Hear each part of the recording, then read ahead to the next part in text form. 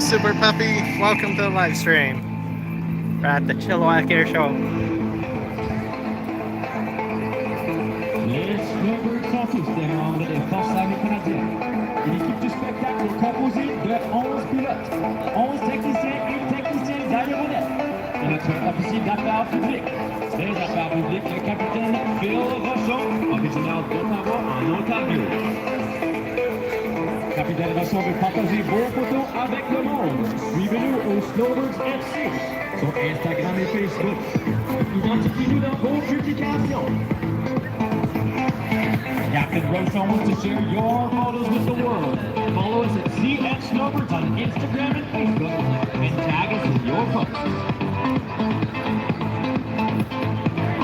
My name is Captain Richard McDougall, Snowbird 11, and I'll be your narrator today from Moncton, New Brunswick. I'm a former CC-130 Hercules air fueling pilot and CT-156 Harbor 2 instructor with over 2,800 hours of military flying time. To my left, we have Snowbird 10, Captain Jérémy Dionne from Saguenay, Quebec, and he'll be your safety pilot today. Before joining the Snowbirds, he flew the CH-146 tactical Griffin helicopter, then became an instructor on the CT-156 Harbor 2. Hello, Nick. Welcome to the live stream. It's air show time. Probably have some, well, we'll have some aircraft in the air pretty soon here. As the team approaches the show site here, let me tell you a little bit about the jets that will be used in our performance today.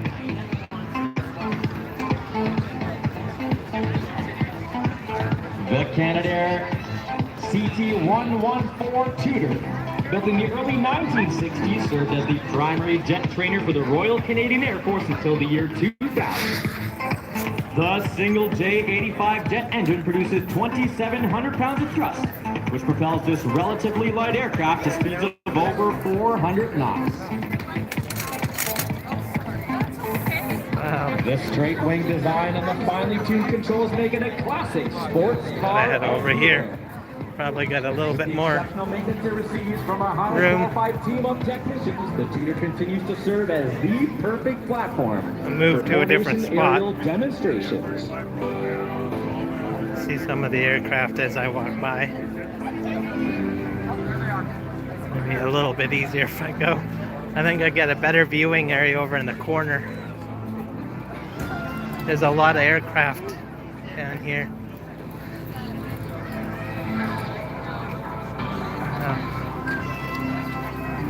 So we'll have some aircraft taking off here and probably elsewhere.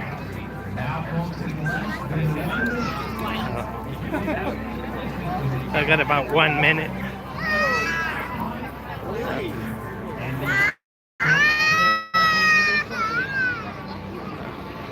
As I walk by, I'll show the aircraft.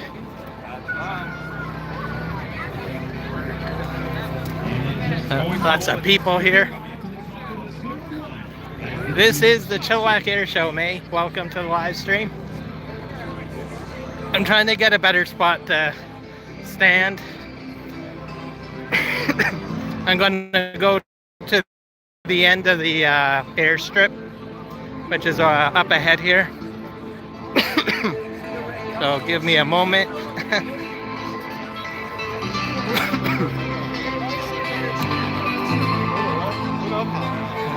All sorts of aircraft. Oh boy. So we do have, they have connection with the oh, here we go. There we go. Here they are, your 2025 Canadian Forces Snowbird.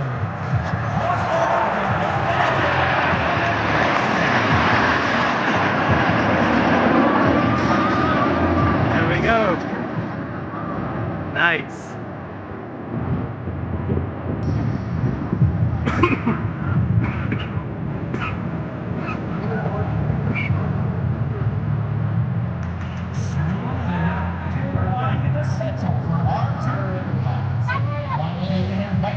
Gotta get to a better spot. From Ottawa, Ontario.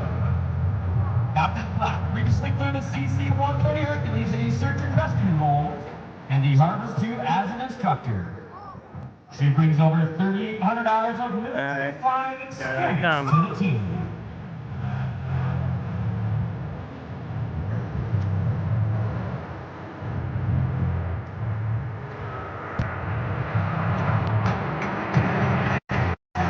I am at the Chilliwack Airshow. So this is our air show, our annual air show. If you are from Chilliwack, come on down. It is for free to enter. So you get a free air show in Chilliwack. With over 3,300 hours of military flying time.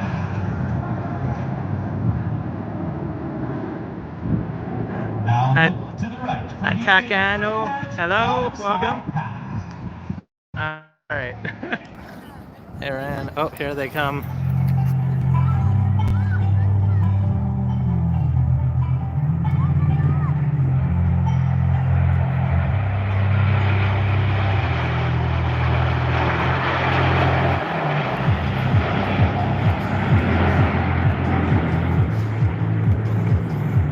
You're from China? Welcome from China. Or is that, I think that's a Chinese flag. I don't know. Yep, have a good one, May. Thanks for stopping in. I'm gonna try to move to a better spot. Give me a moment, folks.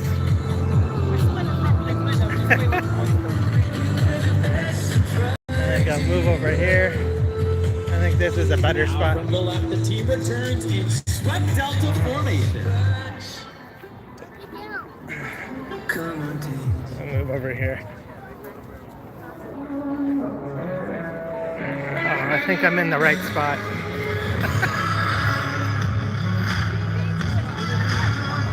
There we go.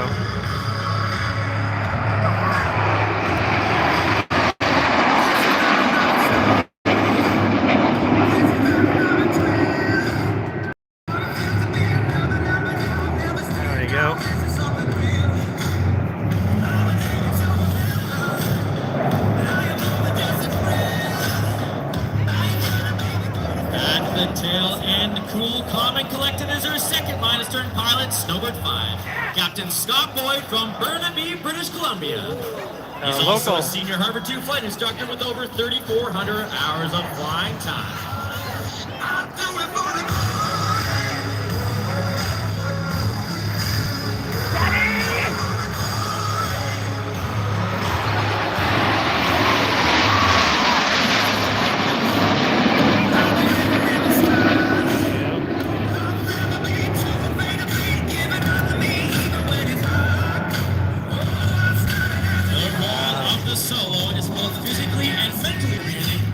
Split-second decision-making from our opposing solo pilot, Captain Marc-André Blanc from Chicoutimi, Quebec. Captain Blanc is a former Harbor 2 instructor and brings over 2,700 hours of military flying experience to the team.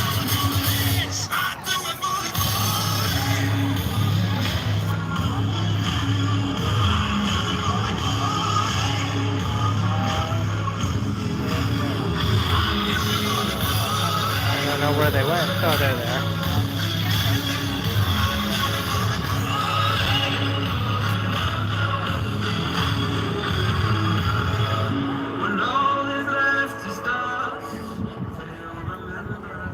Oh, they dipped in. Oh, there they are. They're coming right at us. Now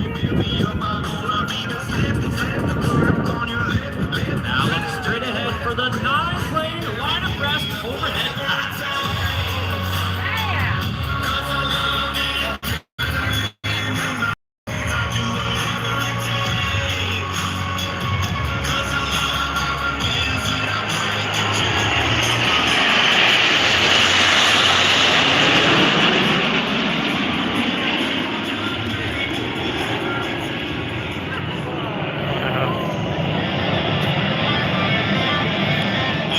Solo is Captain Patrice Powis Clements, number 9 from St. Joseph Island, Ontario. He's also a senior instructor at Harvard 2 with over 3,000 hours of flying time. The bank around the trees.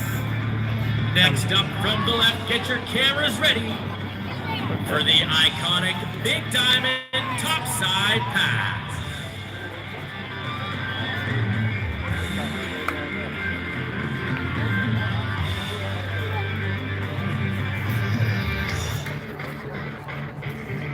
Préparez vos appareils photo pour la prochaine manœuvre de la gauche.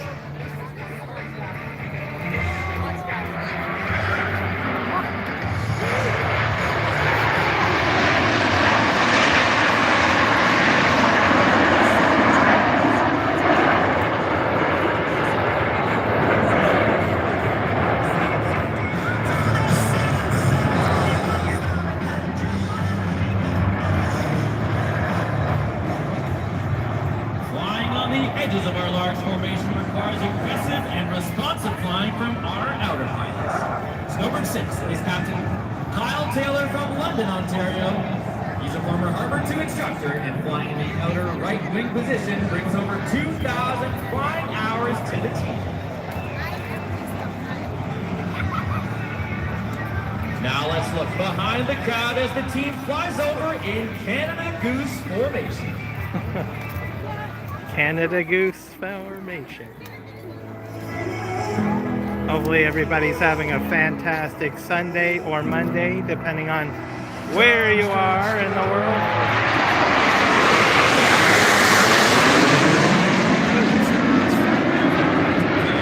Wow. In the outer left wing position is Snowbird 7, Captain Thomas Thornton from Belleville, Ontario. There we go. Thornton is a former Royal Flying Canadian Goose. Artillery officer who then transferred to the RCAF where he instructed on the CT-155 Hawk.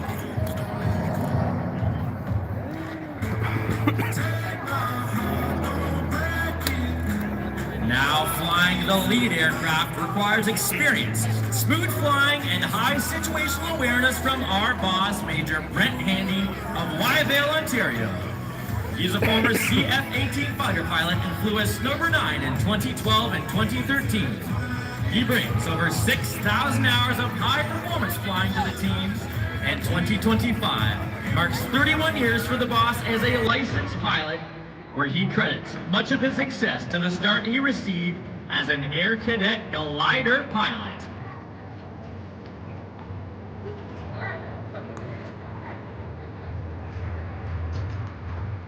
So, here they come.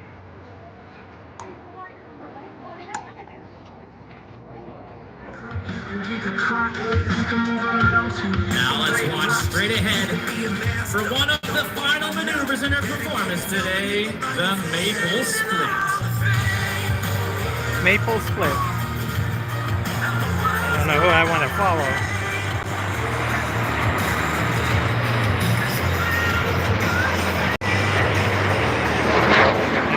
Get a shot of them all. They get all split.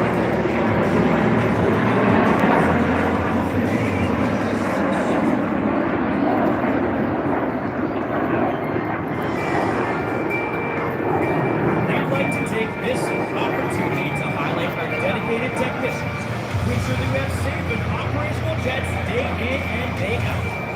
Our performance today would not have been possible without these amazing members of our team. Nos techniciens dédiés s'assurent que nous avons des avions prêts à voler jour après jour. Nous So if you're somewhere in the lower mainland, pop on down to Chilliwack. This is free to get in, so it's pretty impressive. You got jets, planes, all sorts of stuff. So come on. Yep. Here in the lower mainland, Chilliwack, British Columbia on Airport Road. We're at the Chilliwack Airport. Number 5 Alpha, Master Corporal Tristan Paveski from Toronto, Ontario. I don't know. Number 6 Alpha, Corporal Royce DeCampo from Calamba, Philippines, and Master Corporal Justin Smith from Hazel Ridge, Manitoba. Number 7 Alpha, Corporal Cody Berkus from Lahr, Germany. Number 8 Alpha, Master Corporal Justin Chantadat from Mississauga, Ontario. Number 9 Alpha, Corporal Etienne Bilodeau de Saint-Hyacinthe, Quebec. Number 10 Alpha, Corporal Eric Henry from Belleville, Ontario. Number 11 Alpha, Corporal Justin Poirier from Kingston, Ontario. And our supply technician, Corporal Jordan Dole from Calgary, Alberta. And last but not least, our mobile support vehicle operator, Corporal Michael Walster from St. John's, Newfoundland. Let's give them a big round of applause. Woohoo! All right, so they're going to fly off to Abbotsford Airport. That's about 30 minutes away for them, probably 2 minutes away, as the saying goes. So yeah, while we're waiting for the next plane or aircraft to go up, once again, we're at Chilliwack Airport in Chilliwack, British Columbia. Come on down. If you're in the Fraser Valley, it's free to get in. For a fuel stop before they continue on with their journey for the day. You have now witnessed the 2,860th show in the Snowbird's 55-year history. Vous avez maintenant assisté au 2860e spectacle. Let's see if I can move over here.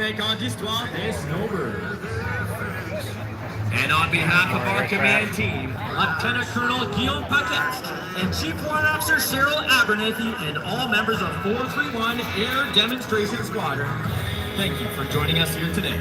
It's been our pleasure and honor to perform for you. Let's see if I can move in closer here. Now back to you, Roy.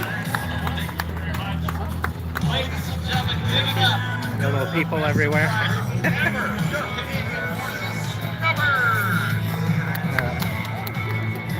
Not too bad here. Most people are sitting here, so perfect day, not too hot. We got cloud cover, which makes it cooler.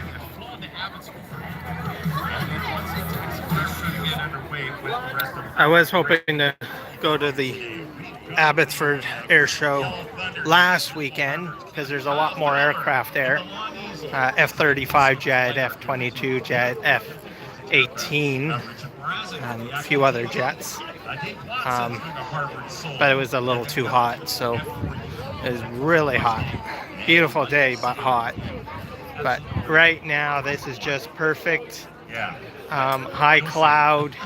We might get a little bit of rain, but it's not too bad. Check out the displays, see if one includes kids zone and everything that we have down there and all over the place. Enjoy yourselves. I'll let you know when we're going to get ready once again.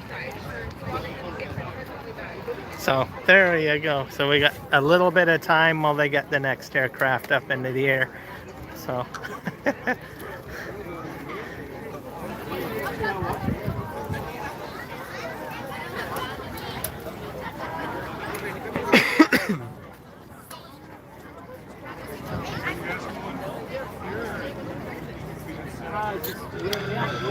I took a short video, made a short video that is up.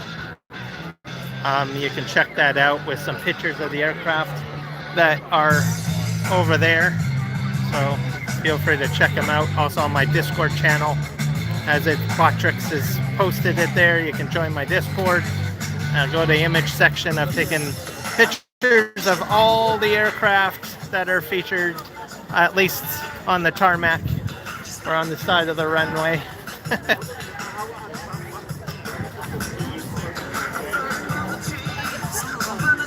And if you are interested in becoming a pilot, they do have flight schools here.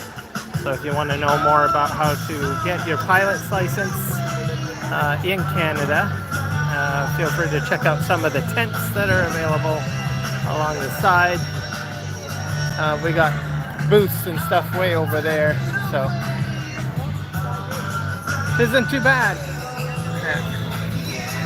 So like I said, come on down to Chilliwack Airport for a free air show. We have it annually, usually the week after the Abbotsford Air Show. It's pretty impressive for the most part. So we do get jets that go up there, as you just seen the snowbirds, Canadian snowbirds. We have also got some fixed-winged aircraft, all sorts of different folks putting aircraft up in the air. If it's cooler next year, maybe I'll get footage of the Abbotsford Air Show. But like I said, it was a bit too hot, so.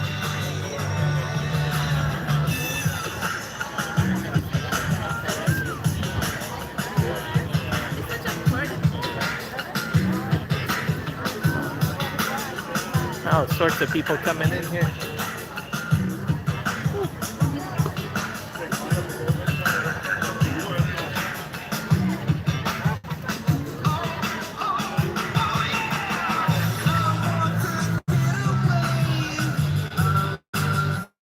And so far, summer's been pretty good.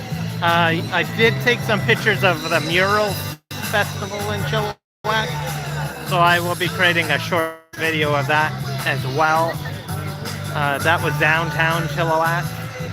Basically,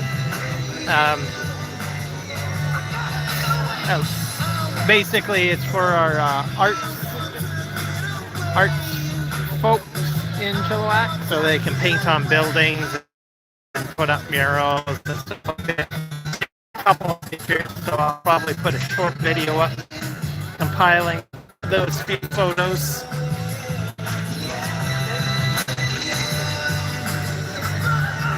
That's where all the fuel is, by the way, over there, and those tanks. Avgas. Fuel truck. I don't know if they have the price listed. Wonder if it's cheaper to fill up an airplane than my automobile, maybe. I don't know. I think it's behind that tanker truck there. They have a fuel truck as well.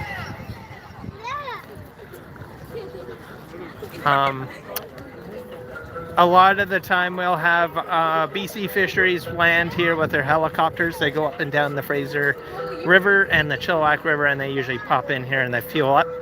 And then once they fuel up, they usually pop back up into the sky, doing their checks of the river and stuff like that.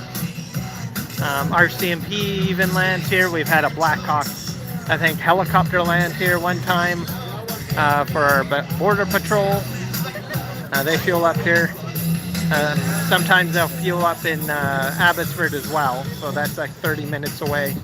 Probably, what, 5-10 minutes for helicopter. Faster if you got a faster plane.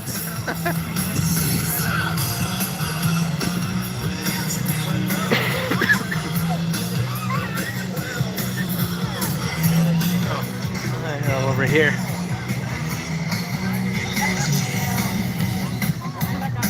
All sorts of aircraft back there.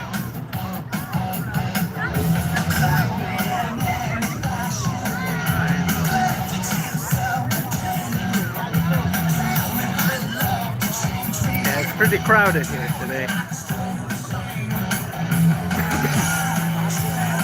I did well with getting parking though. I got right in the parking lot. However, there is the Alliance Church. If you park at the Alliance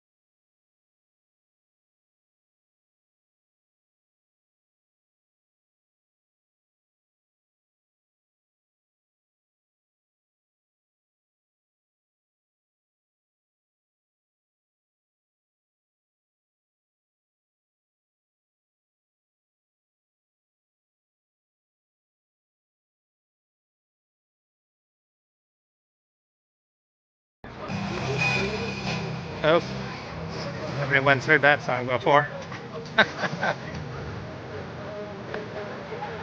Do, do, do, do, do, do, do, do.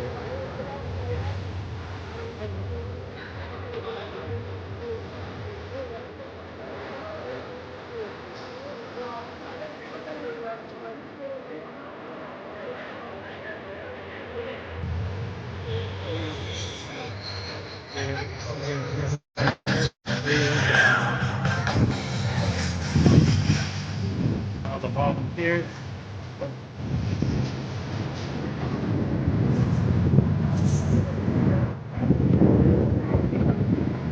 It's a 2-day event too. They had a dance yesterday. They hold it in that hangar. Burkiss usually, Burkiss aircraft hangar. So they usually have that annually. That's probably the only thing you need to pay for, other than for food. But that happens on Saturday night, so that was like yesterday. Um, so they have it as a 2-day event. I like to go on Sunday because it's not as busy.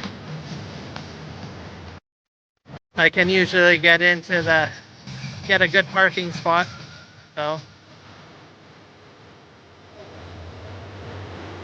I don't even know what Saturday would be like. Probably this place would be like even more crowded.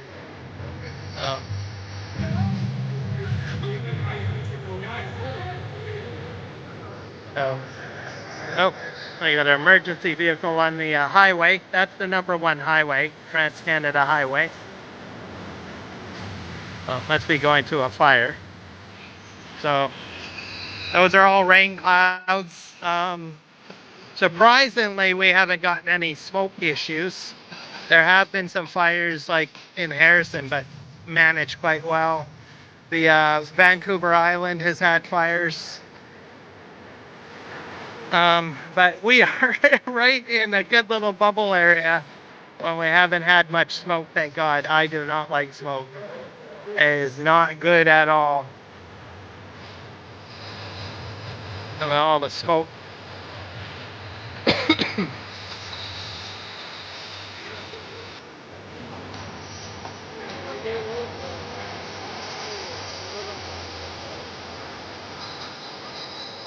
They just gotta be waiting patient here.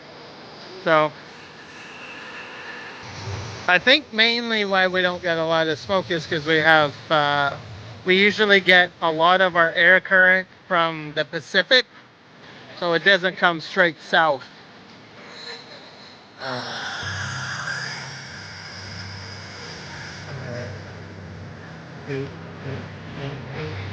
Now, I think I'll go for a walk, because I think it's going to be a little bit of time before we get another aircraft up into the air.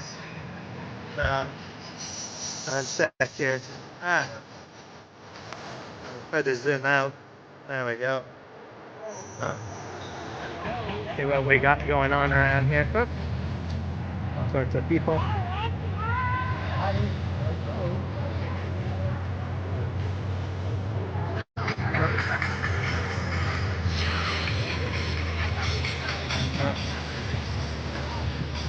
This is pretty cool. It's a float plane. We do have an engine revving up, so I think that's probably the next aircraft going up. I'll point it out because I can hear the engine going. It's over here. I'll zoom in on it, I guess.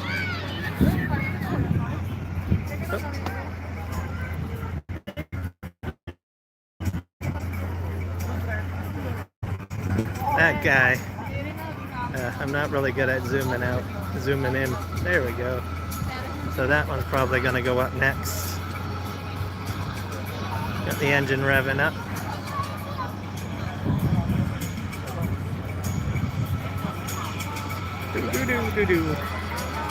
We'll give it some time.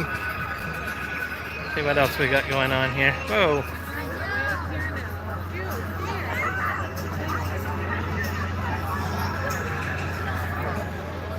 All sorts of other aircraft. Oh yeah, over here. Flight school. There's a flight school over here too. Right there.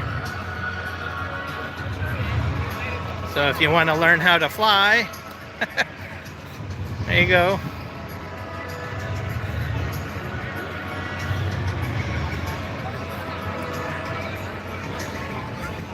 So, flight school. This is the main Chilliwack Airport right here. CYCW. They have a nice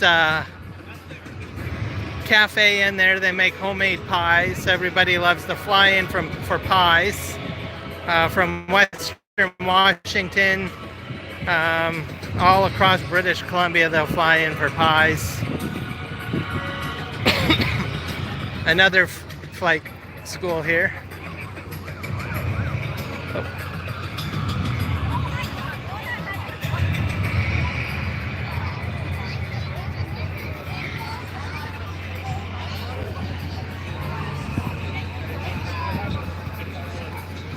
There you go. Yeah. Introductory flight. Book yours today. There you go. Hang gliding. There we go. That is also something else that happens in Chilliwack. Paragliding. Gliders.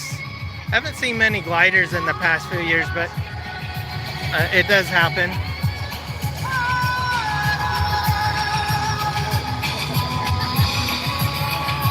Alright, so looks like he's taxiing out, so I'm going to go move back to where I was earlier. So this is the next aircraft going up into the air. So I'm going to get myself positioned so that we can watch it a little bit better.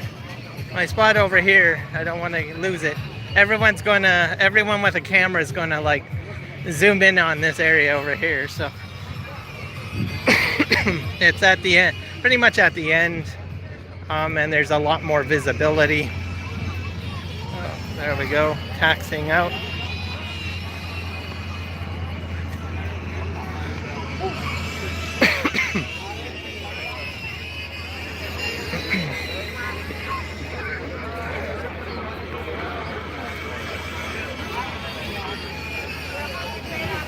So make sure you share the video out if anyone would like to see the air show and maybe cannot attend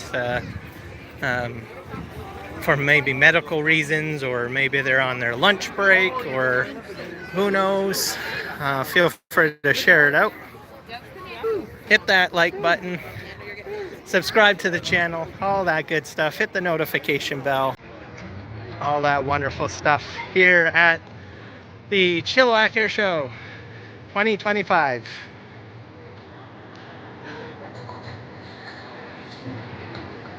A little bit of Elvis Presley for you.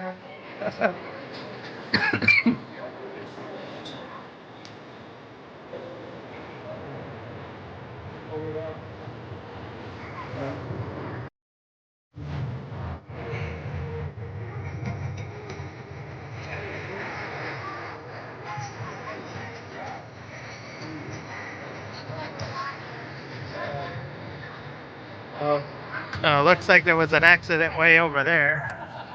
That's where the... Let's see if I...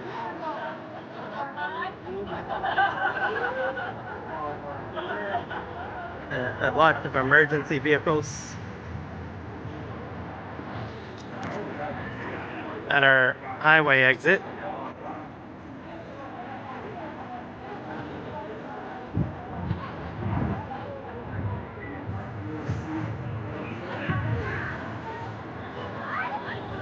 So, yeah, if you're taking the Trans-Canada Highway, there's a accident, so just be mindful of that. Maybe you might want to take an alternate route.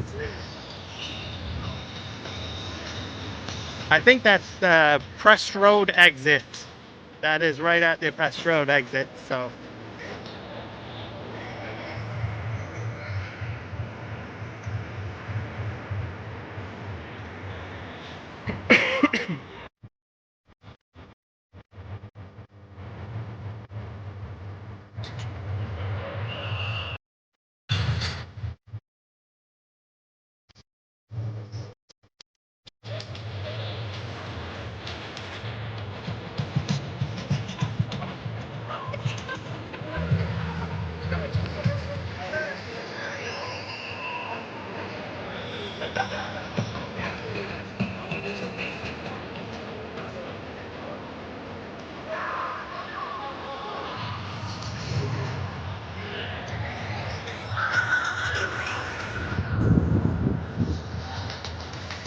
I gotta get myself one of those little selfie sticks that people have.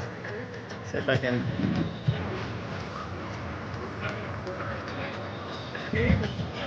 Yeah, our airstrip goes a little bit further than I can see. Way over there past the hangar, but I can't get over there, so. Unless I stand over here. There's a VIP area. See? VIP. So, kind of like a beer garden. So, but you need a VIP pass. So, let's see if I can.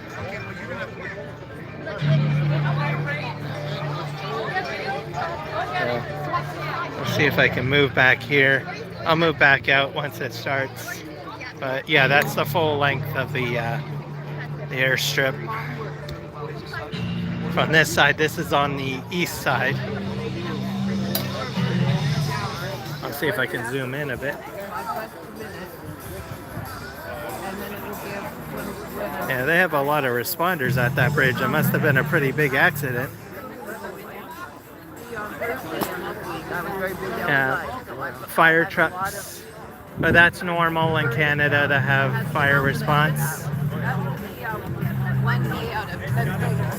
And then airport, it stretches that way west. That way west. Airstrip.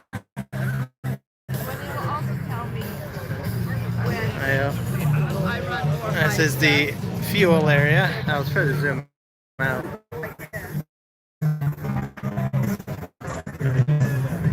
Fuel area.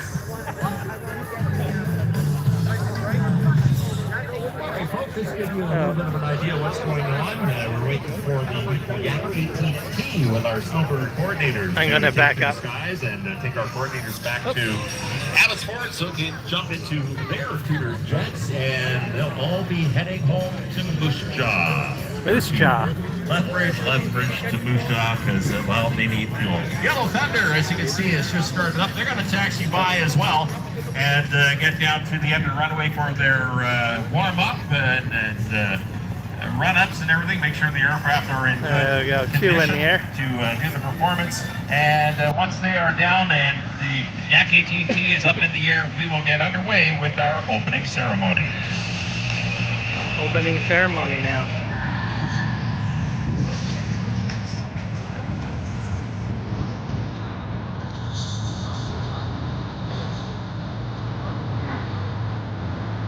So they're spinning a lot faster than what you probably see on the screen, those propellers.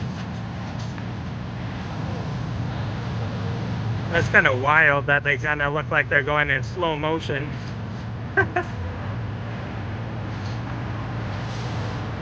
But maybe it's just how the phone picks it up. I don't know.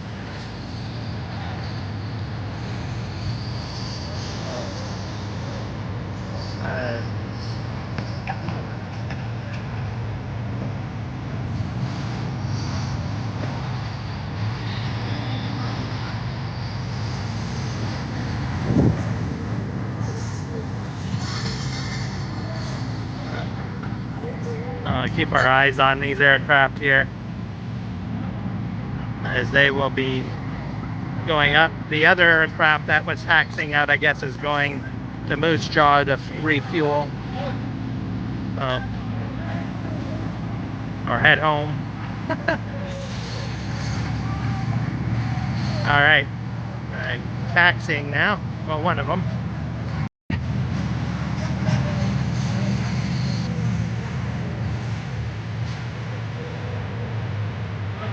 This is actually a good spot, is I can show them on the tarmac.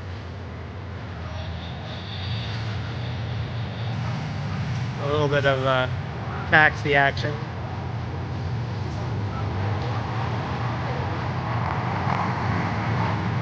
The other one's about to go off too now.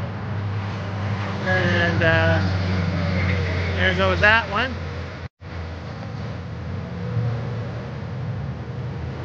So we were waiting for him.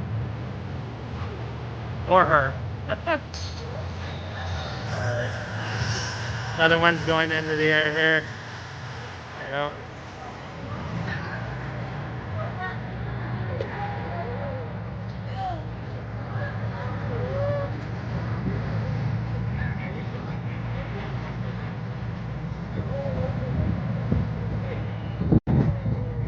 Alright, so we will see them when they're in the air. So they will generally Well, hear ladies and those. gentlemen, welcome to Chilliwack Flight Fest 2025 and the opening ceremonies. My name is Roy Hapley. Well, what do you think of the snowbirds and everything going on so far, friends? Woo! Outstanding. Good to have you here. At this time, you are already standing, and if you are not, Oh, yeah. please The rise, national remove anthem. your hats, and join us in honor of our friends who are performing See? here for the United States of America. Hats the flag off. of the Star I got my hat Spangled off. Banner. Oh, Star Spangled Banner for all the Americans watching.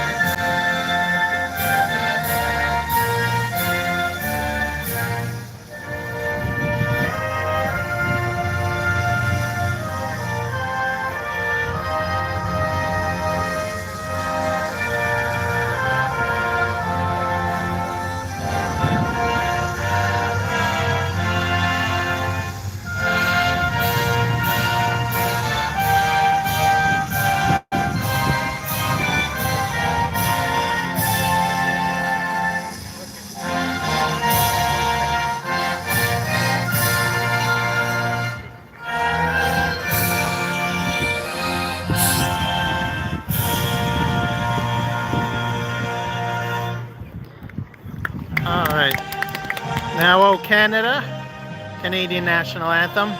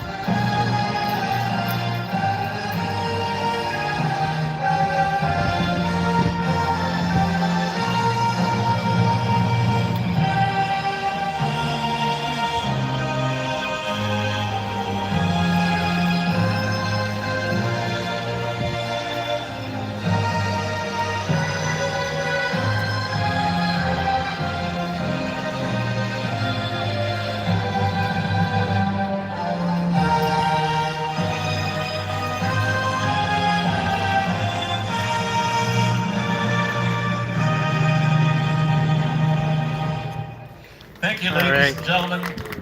Woohoo! Hey, At this time, I'd like to welcome Eddie Gardner, hat back on. from Squaw, and John Williams, in a playing of a welcoming song. Today is such a great day. Hands go up to all the organizers for the Chilliwack Flight Fest. And this is all about airplanes in the sky. Elbows up. Elbows up. Airplanes up. We're all proud Canadians. And we're going to sing this song to bless this beautiful, beautiful day today, the celebration of pride in being Canadian. So here we go. So from one of our First Nations leaders.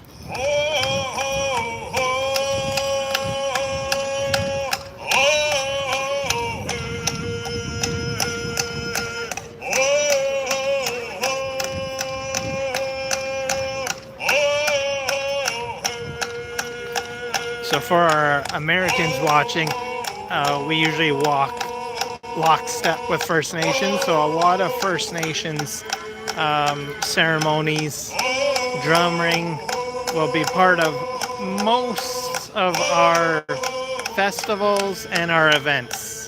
So I'm not sure if you have that in the United States or other parts of the world, but it's a part of Canada. So,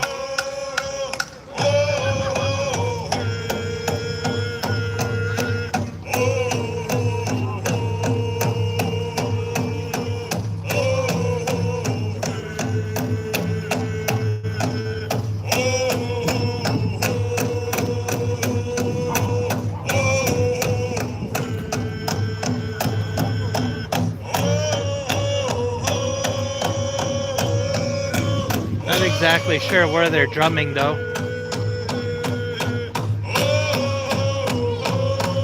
I'm in the wrong side of the airport, so I'm not going to move. I'm going to stay here. But there are people drumming. One of our First Nations groups are drumming somewhere on the airport grounds.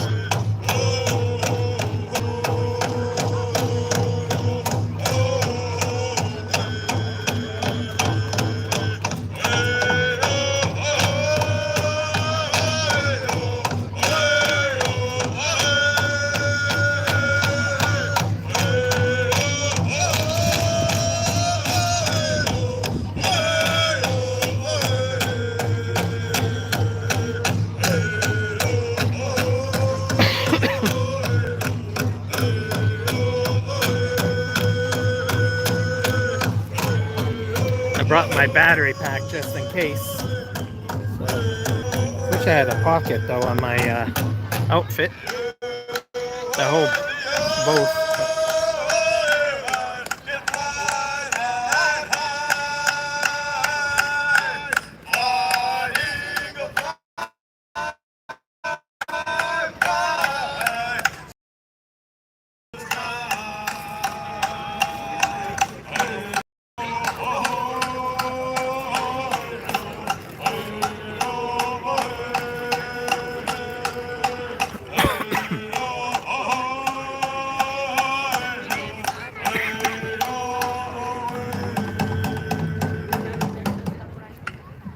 Thank you. And we do acknowledge that we are on the unceded and ancestral lands of the Stalo people. Yep, we're going to sing one more song. It's all about the Canadian spirit, and we want to make sure that when we say elbows up, we're really proud of being Canadian, and we'll keep Canada great. Oh, see ya. That's right. Elbows up.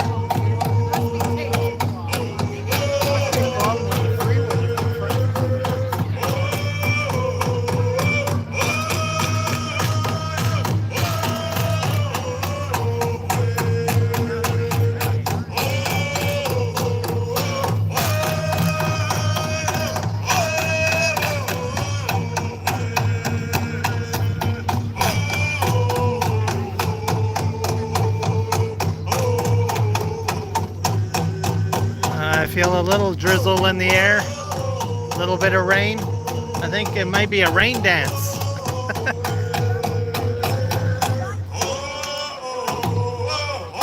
That's an interesting aircraft.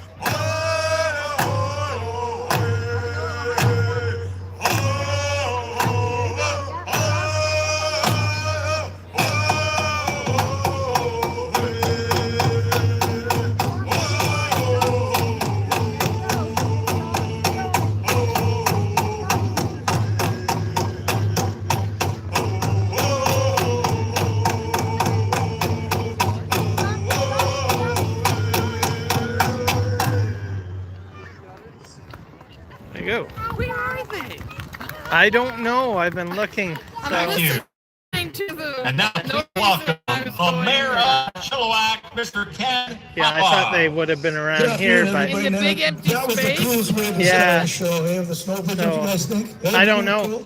Maybe it's over I here. want to personally thank Ray Fergus So, and his team. I was for, going to try to get it on my making the live snow pits feed, but happen. I'm like, they're probably It's on the been other since side of the 92 airport. since they were last year. Well, I did see It the was just, mayor such a in cool that show, right in and, front of that hangar love to where have him back again. they're So on behalf of hosting the myself volunteers. and the rest of the Oh, council, I wanna maybe welcome that's where they're everybody doing here. it, probably. And I do want to thank the volunteers. These See, events the just don't volunteers. happen by Oh, there you by go. themselves. Yeah. There's a lot of work put into these things, and it's been well attended. So thank you all for coming up. Make sure you have fun. Maybe and have a maybe great they'll day. stick Thank you. around and I can probably get a picture of them later on or something. So hopefully. Thank you, sir. Well, I hope, they were dressed up. I came to see the costumes, Yeah. that they might have had their drums sounded nice, so they must have had a pretty nice one, Yeah. But where the hell are you? Yes, exactly. Yeah. I don't know why they didn't put them where everybody could see them. Yeah. Welcome. Because usually in past years they've had them right out front. Of Right? the Chilliwack Yeah. Light Fest. Oh well. My name is Roy Hapley. They're Honored to be lost. with you Yeah. here today. Thank you very much to our title sponsors, the City of Chilliwack and the Province of British Columbia. Just like a All reminder, right, there's guys. no smoking anywhere in the spectator area. And of course, like usual, there are rules. Please don't cross the fence line that is out in front of you there. That separates you from the aircraft. That is there for your safety and the safety of all the performers. It's there for your as sefty, well. There's remember. lots of food here. There's lots of drinks. There's Food all way sorts over of there. things for the kids and yourselves to check out. Make sure you partake in everything that we have here today. Put on that sunscreen, even though we see some liquid sunshine a long way to the west. Let's hope it just stays over there. And if you're here with your children, take a picture of them. Yeah, seriously, take a picture of them, because if you're like me, I don't know what the heck the kids are wearing. So take a picture and also put your cell phone number in their pocket. So if you get separated that way, you can get everybody back together again, and we'll make sure security makes that happen for you. Or you can decide on a meeting point as well. I would suggest the Save On Foods kids area. There's so much going on down there. They've got all sorts of rides. Yeah, that's on and, the far side of the a airport. lot more as well. Way over there. And so much to see. It is crazy. That's what is Panda Rides. That's what I was looking for. Home Depot is down there as well with while they're building things like hot air balloons and much more.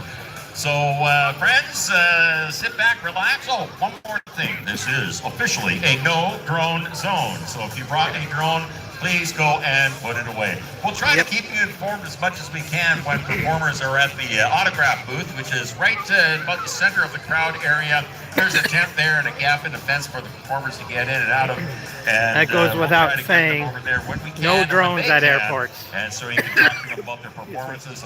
They're pilots. They love to talk about themselves, and they love to talk about their airplanes. So make sure you do that. Let them spout off about their machines and about themselves. Like I say, they're pilots. That's the usual thing.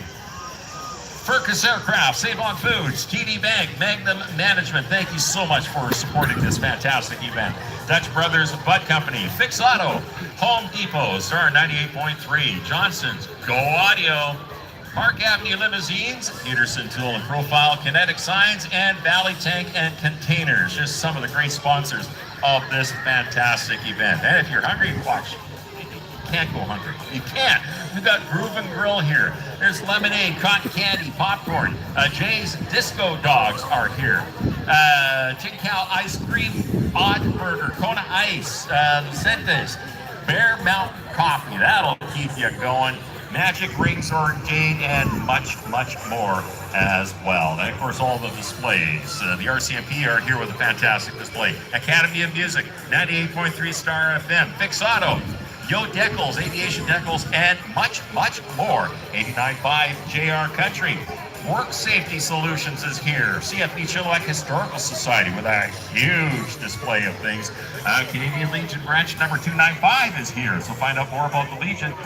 You don't have to be ex-military or in the military or anything like that to be a member of the Legion. West Coast Soaring Club is here. And they talk about hang gliders and paragliders, fun things like that.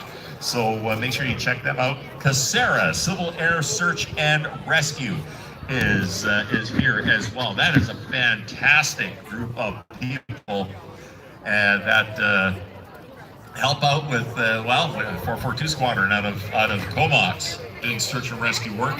And not only do they work out of Forces aircraft, they work out of private aircraft as well. Go on over there and talk to them. Canadian Air Search and Rescue Association. You could probably smell the wood smoke from Traeger wood-fired grills. They are here as well. So make sure you check out, especially if you are into barbecuing and grilling.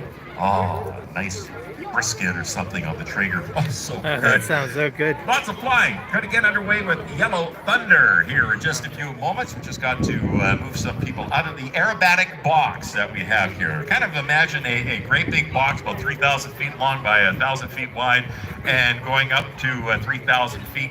That's where the performers will be doing their aerobatics. Anything outside of that, they cannot do aerobatics. That's the rules. So just imagine that. So that they'll be flying right out in front of us here, and it's going to be a fantastic show. Kyle Fowler is here with the weirdest looking airplane you have ever seen. It looks like it's going backwards. Well, it kind of is.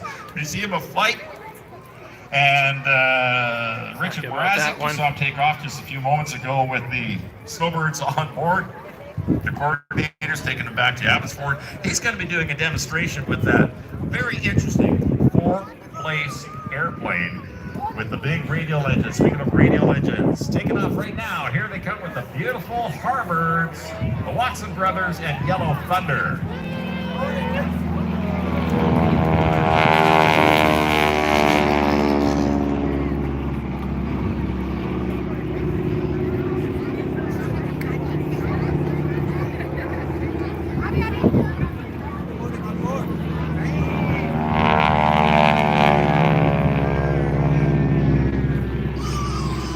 So they'll get them both We're up going to in let there. them head off a little bit to get formed up, and they'll be coming around and diving back into the airshow box here at Chilliwack. It is such a great place to have an air show, and we're tracking those rain showers. It looks like they're heading off towards the north.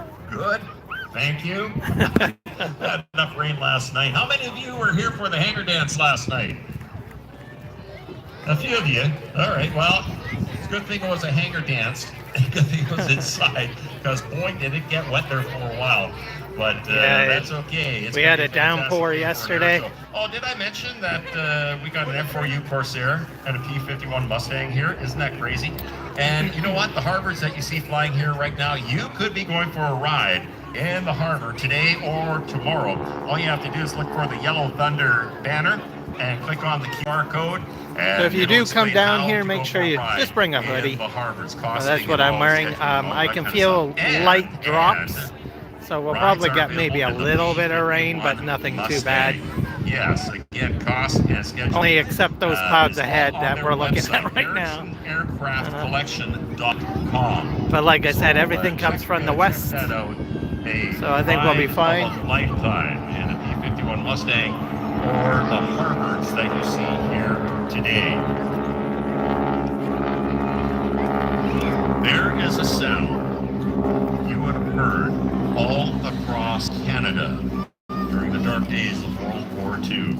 The sound of that great big Pratt & Whitney engine, 600 horses galloping away. You would have started off probably in a Tiger Moth or maybe a Cornell or something like that, or basic flight training. And once you got through that, you would have gone into an advanced trainer like this, the Harvard in Canada. The United States, if it's the Navy, it would have been the SNJ. Army Air Corps, it would have been the Texan. But up here, we call it the Harvard. As the air show smoke comes on, here they come. Ladies and gentlemen, please welcome Yellow Thunder.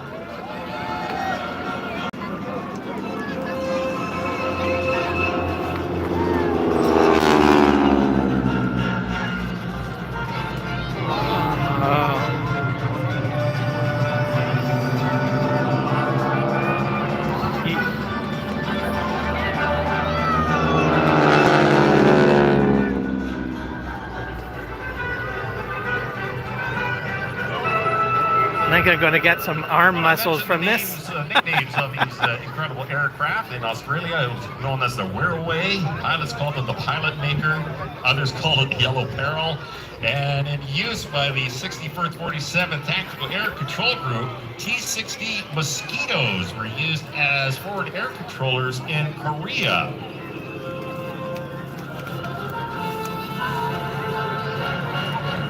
Coming in close formation, the air show smoke trailing behind the aircraft. As mentioned, they were used as an advanced trainer. A lot of people will ask, well, why, an airplane, World War II, why were the trainers all colored yellow? Well, basically so you could see each other. Don't forget, a lot of them were their students who were flying these airplanes as they come in from the left.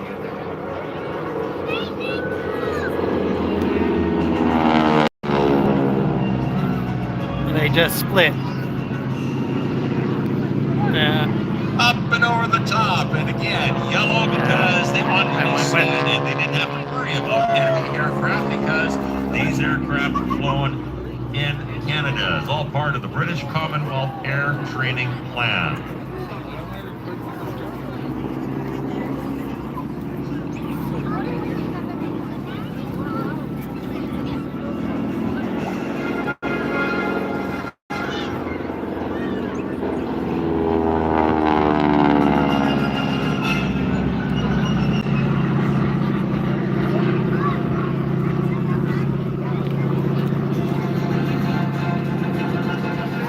Flying by in that beautiful airplane lives in Chilliwack, Alberta, with his wife and family. Was a network professional in the IT industry, but I think he's moved on from that. His first airplane was a Fleet Canuck. Back in 2000, we have a couple of Fleet Canucks that are on display here today at the air show. Got his pilot's license in that airplane in 2002 as he dives in from the right. And he got checked out at his father's Harvard, the airplane that Dave is flying right now in 2005.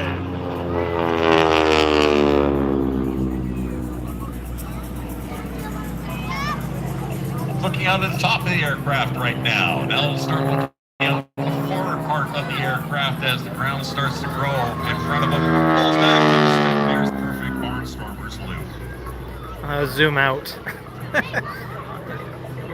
Drew purchased his They keep on splitting a lot. There's two aircraft. 100 hours on site. Over 3,000 hours flying in 25 different aircraft. He also flies for the aircraft collection. Flying the Stearman, the T6, the P-51, and the Curtiss P-40. And there's 3 to knife edge. There's a 4-point hesitation roll.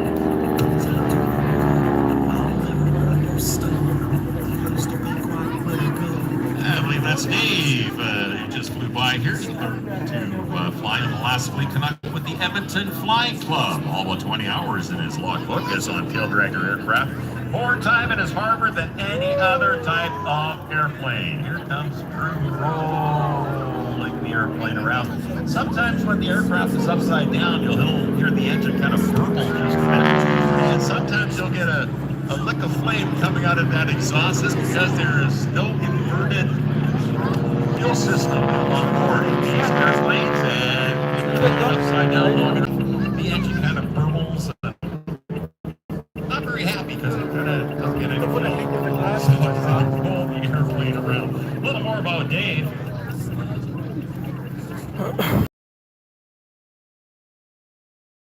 Delivered to the Royal Canadian Air Force in Calgary, 1952. And your entire career was in the Calgary Penhold area until the aircraft was retired and sold to the probably Royal Canadian Air Force in 1967. His father bought the aircraft in 81 and then sold it to Dave in 2009. Now the airplane has about 9,000 hours on it and it was never restored, only maintained. It's very original, and again, all it got was a paint job in 2001. Based in Anoka, Alberta, one of his brother's airplanes. The airplane has spent more time in Watson Brothers' hands than any other. Looks like we've got a double spool cage going on here with a big loops, one after the other. That is Dave in the lead, Drew chasing in behind. Again, great big loops.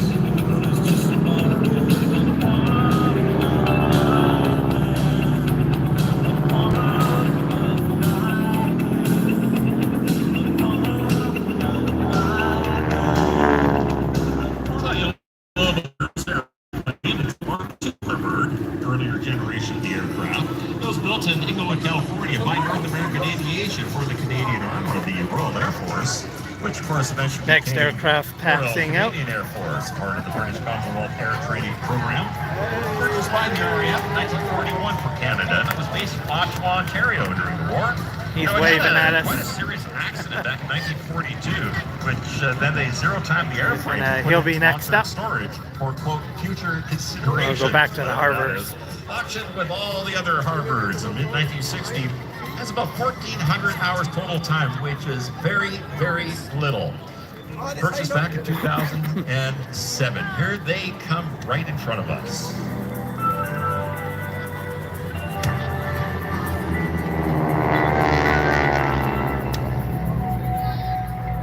All right, here it is, trivia time. The difference between a Mark II and a Mark IV. Are you ready?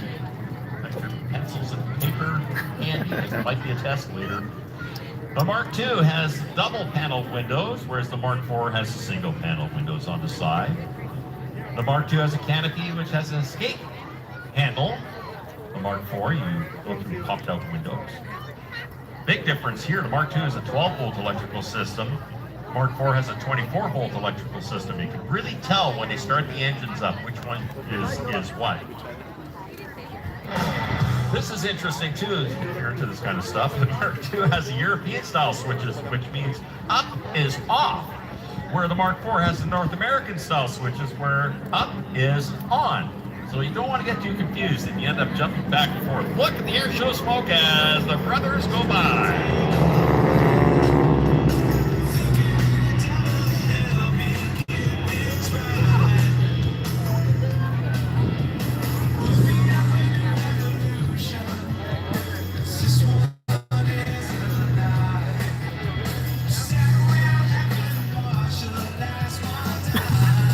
Beautiful aircraft through the sky, of course, the classic Pratt and Whitney R1340, nicknamed the Wasp radial engine, 600 horsepower. And here you go with the numbers. Maximum speed of the aircraft, about 208 miles per hour at 5,000 feet. Cruises nicely along at 145 miles an hour or 233 kilometers per hour. A range of 730 miles or 1,175 kilometers. It'll go up to 24,200 feet and climb about 1,200 feet per minute. And yes, some of them were equipped. Here they come from the right, beautiful top side pass. Look how close they're flying to each other. Yes, some of these aircraft were equipped with guns, and they have provisions for up to 3 7.62 millimeter machine guns. The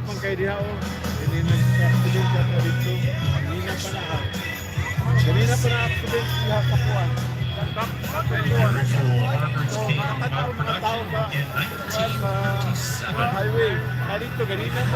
Over 21,000 T6 Harvards in the United States, Canada, and Australia. They saw service with over 40 nations, training hundreds of thousands of pilots, navigators, and gunners. And get this, the South African Air Force was the last user of the T6 Harvard, finally returned in November of 1995.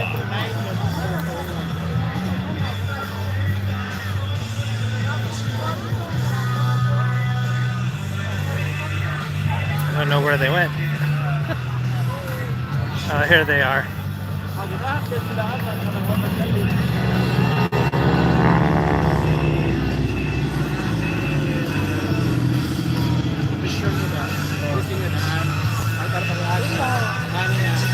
As the landing gear pops out, Yeah, landing gear popped out. ready to land.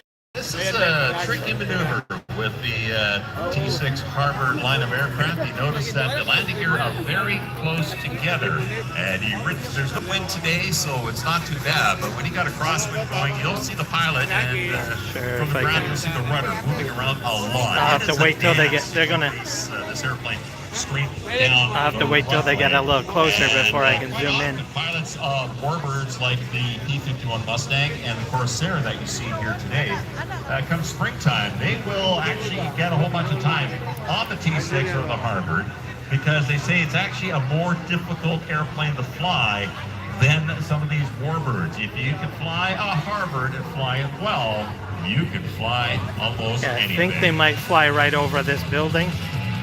And I can get the landing gear. I hope.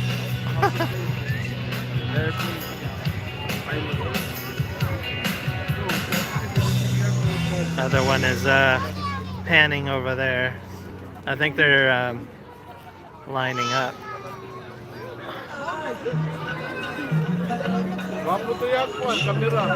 Or they could be landing. I don't know. I'll have to wait and see.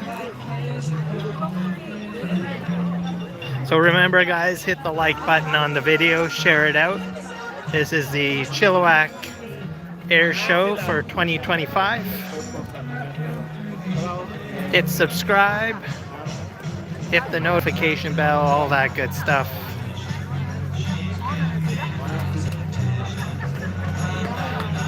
They did land. Okay.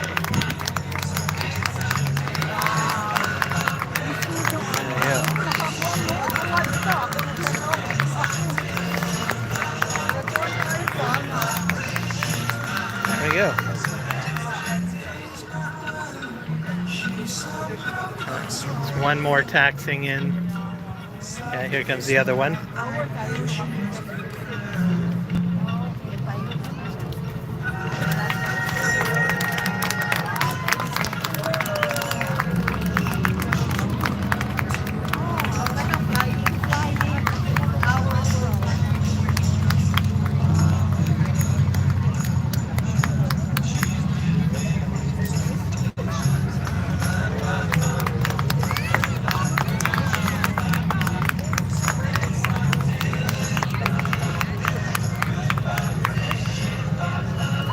Oh, wave.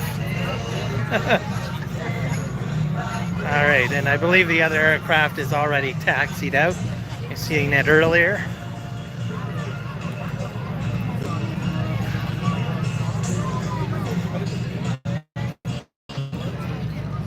All right, I'm gonna zoom out. There we go.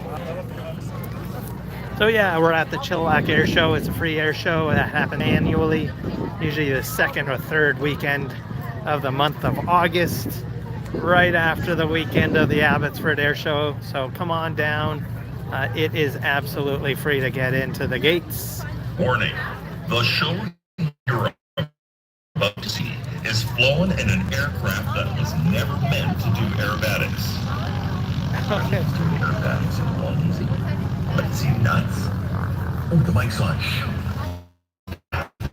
Hey everybody, this is Kyle Bauer with Go Easy Aerobatics. We're going to be checking in again on our Coast to Coast Alberta. We've made it to the West Coast. It's been a long cross country. It's in Ontario. Made it to the East Coast, over top of Arizona, Grand Canyon. This is an incredible view. Well, there you go, folks.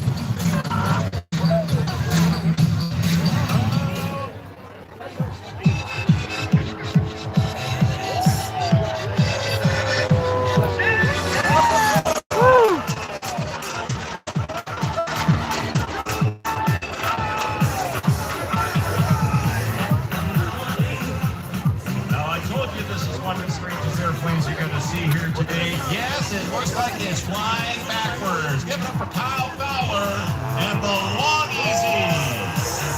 Woo!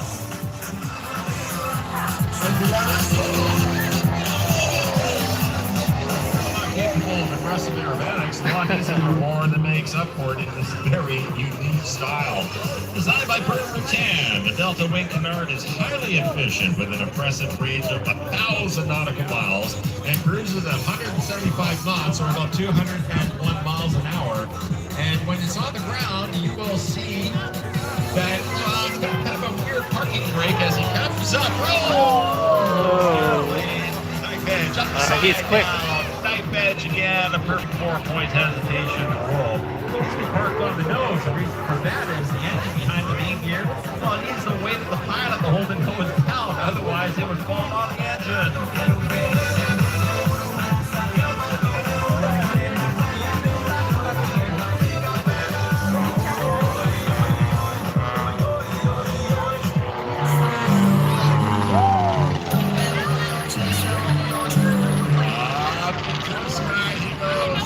Smoke trailing out of the back of that. There he goes. Wow, look how strange that thing looks, man. So unusual, typical Bhutan design. It's a Lycoming IO 360 engine putting out 200 horsepower, pushing the air through the sky. Only weighs 983 pounds. Cruises, as mentioned, about 201 miles an hour. Max speed is 230 miles an hour, and it is stressed for 6 positive G's and 2 negative G's. That's force of gravity as he dives in from the right. Carries 52 gallons of fuel. Look at go!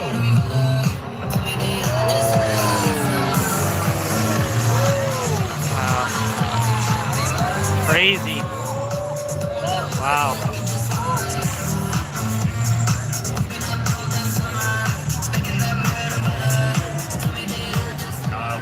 From Central Alberta, got his start in Arizona at the age of 12 when he began to announce for his dad, Ken Fowler, Team Rocket. You probably remember them.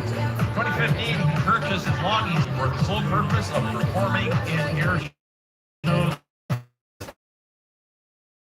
Commercial multi-IFR license. He did fly to shows all across North America.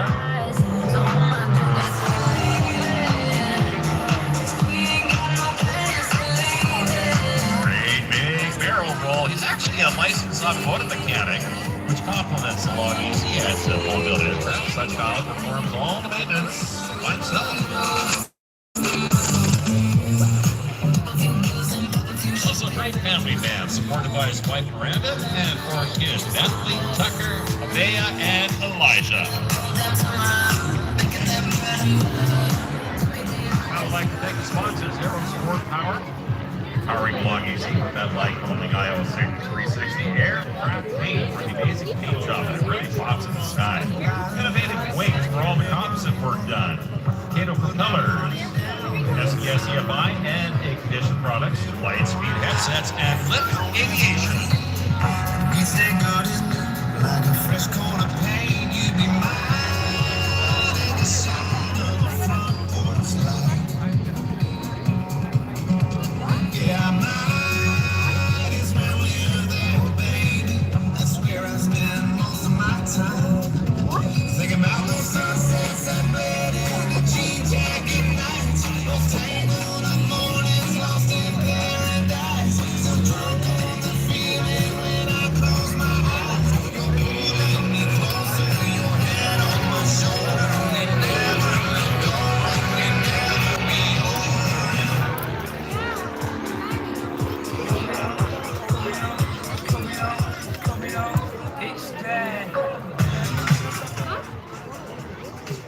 Hey Kyle, we're doing absolutely fantastic. Loving that backwards pickle fork airplane you're flying there. Thank you, Roy. Well, I got you on the radio. I want to say a big thank you to all the volunteers, as well as all the volunteers, for all the hard work that they do. Without them, we can't do what we do. And you know what, Roy? I love what I do. I know you do, and oh my goodness, you're just going down the line here, wiggling away. That is such a cool machine. Thank you, Roy. I got one last pass, and I'm going to let some of the other pilots take to the air. And also, big thank you to Airboss, Ray Perkins, and Donna Flynn, Minnie Boss, Kelsey's birthday today. Say a happy birthday to her. They have done so much for this show. They are really what makes this show so amazing. Absolutely. We're going to sing happy birthday in a little while. Here you come on the photo pass. Stop it. Hello, Albert. Stop that pass.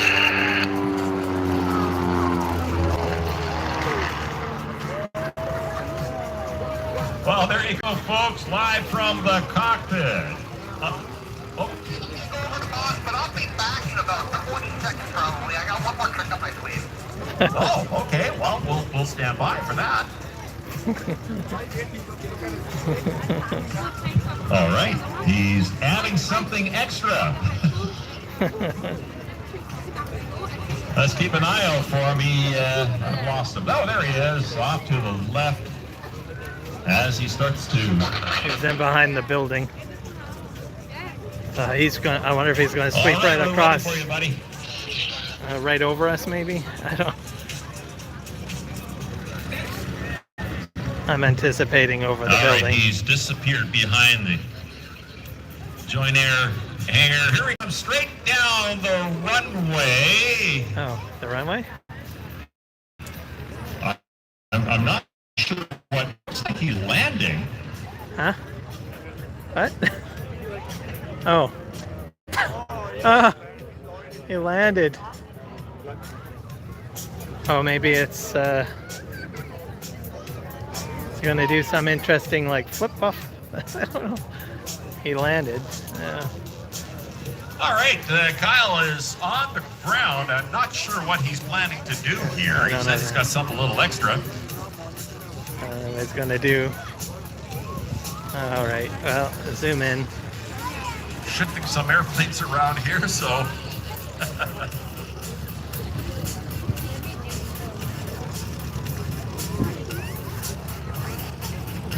All right, we're going to move the aircraft from the Canadian Museum of Flight, the Fleet Canuck, the Cub. Very unusual Cub that's just taxiing by right now.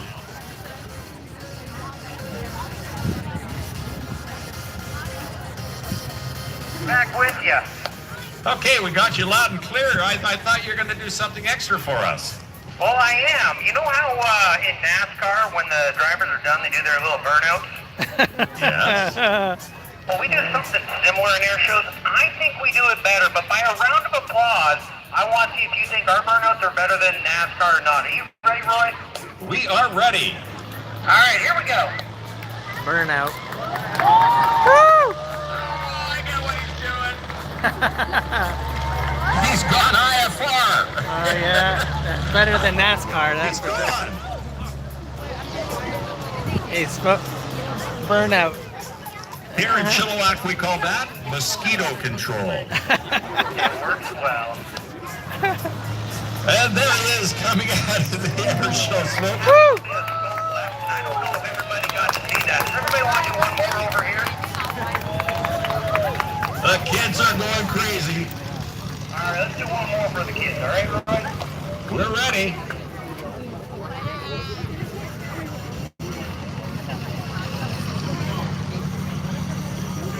All right, let's hit it. Oh my! Oh wow.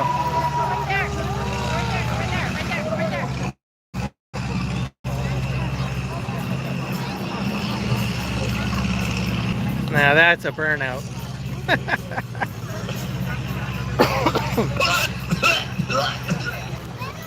Mosquito control, Roy. That's what we call it. Big box. We're smoked out here in the announcers Oh, boy. area, but I can hear the crowd. They're loving you, buddy. Oh boy, it's coming in, all the smoke. All right, folks. Ooh, that's rich. Oh boy, it's okay, it's healthy. Right. Where is he? Oh, there he is. We can see him. We'll let him climb out of the aircraft. There he is. He's got the headset off. Let's give it up for Kyle Fowler. Woohoo!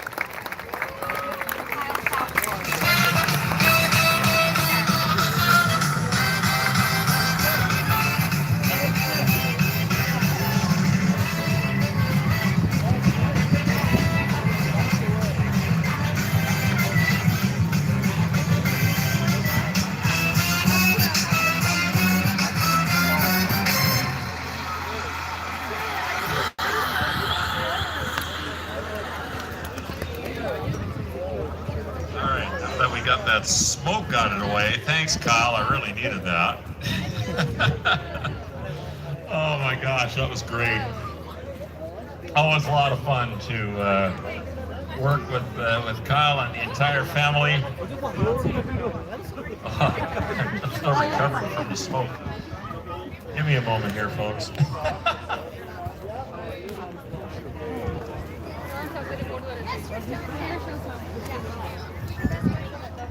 All right.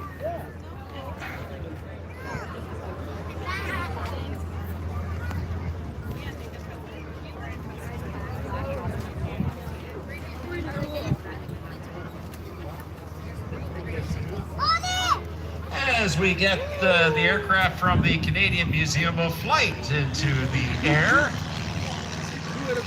Some beautiful machines that are located just down the way here on 16th Avenue in Langley at the Canadian Museum of Flight. And with me here is Al French. I'll let you have that microphone there. Just push that button up and you'll be on here with me here.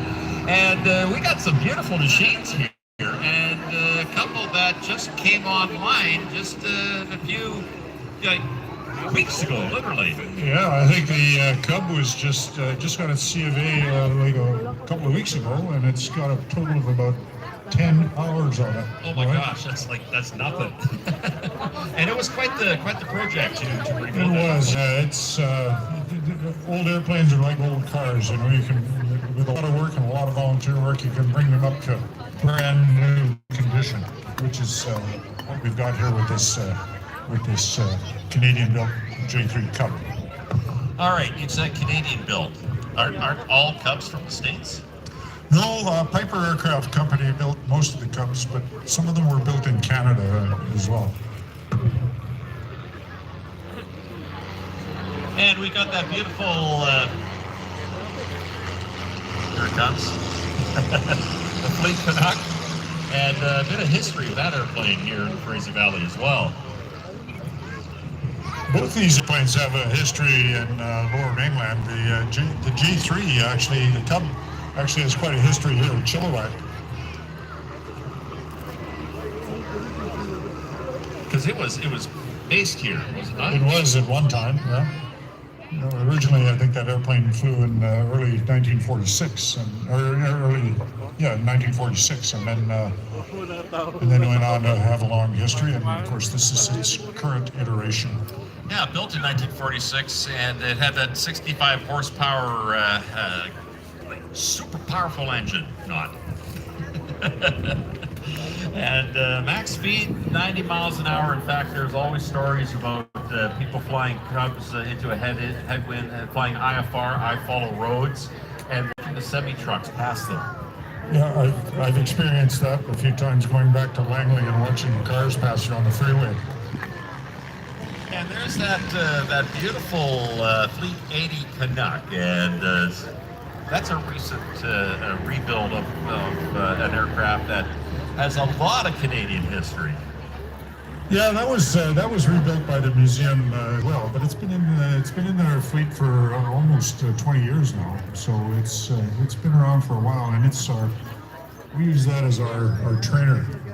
And what's interesting about this aircraft, now I was a member of Mission Search and Rescue quite a number of years ago. We got a call of an aircraft that had gone missing, that had been found by a guy measuring out cut blocks, been missing for 30 years. We went out there, we recovered the aircraft, we brought it back to Langley, and it was flown by a gentleman named Roy Brett. Roy Brett was an aviation pioneer here in Chilliwack, and if I'm not mistaken, actually opened up the first airport here in Chilliwack. And he was flying his aircraft, like the one you see here today, the first one that's flying, to Powell River. Couldn't get there because of the weather. Turned around and disappeared. And when we recovered the aircraft, the museum took it. It's a great display at the museum. And parts of the Brett aircraft is in that machine you see flying by here right now. Yeah, it's funny how these airplanes turn up sometimes. I was watching a war movie on Geographic Channel or something like that, and I happened to see the plate on the side of the airplane that they were using in filming, and I paused the film and went up close, and it was that Fleet Canuck that was being used in the film. Wow, there you go. And the Cub, we're seeing how different it is, and one of the ways, there's two ways to figure out, is it a Canadian Cub, because there's only, 54 of them built, I believe it was, or an American one, which we have one on display here along the line, and it doesn't have the classic lightning bolt, and the yellow is slightly different. Yeah, there's a slightly different paint job, and we have that unique black stripe on the side, and in the American one, it's a lightning bolt. This one, it's just a stripe. very docile airplane to fly. I mean, there was thousands of the American ones built, and it's a great backcountry airplane, great training airplane. You can fly it with the doors and windows open on a hot sunny day.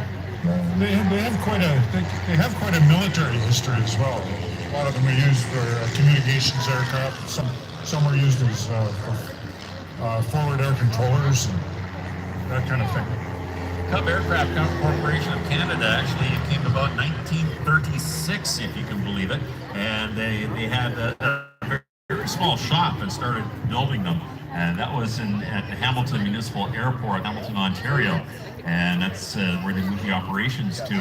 And again, oh, okay, here it is, over 300 Cubs on the transport registry. 50 are the Canadian-built Cubs, and over the years, a handful of those are flying around. A very rare machine. And same thing with the Canuck.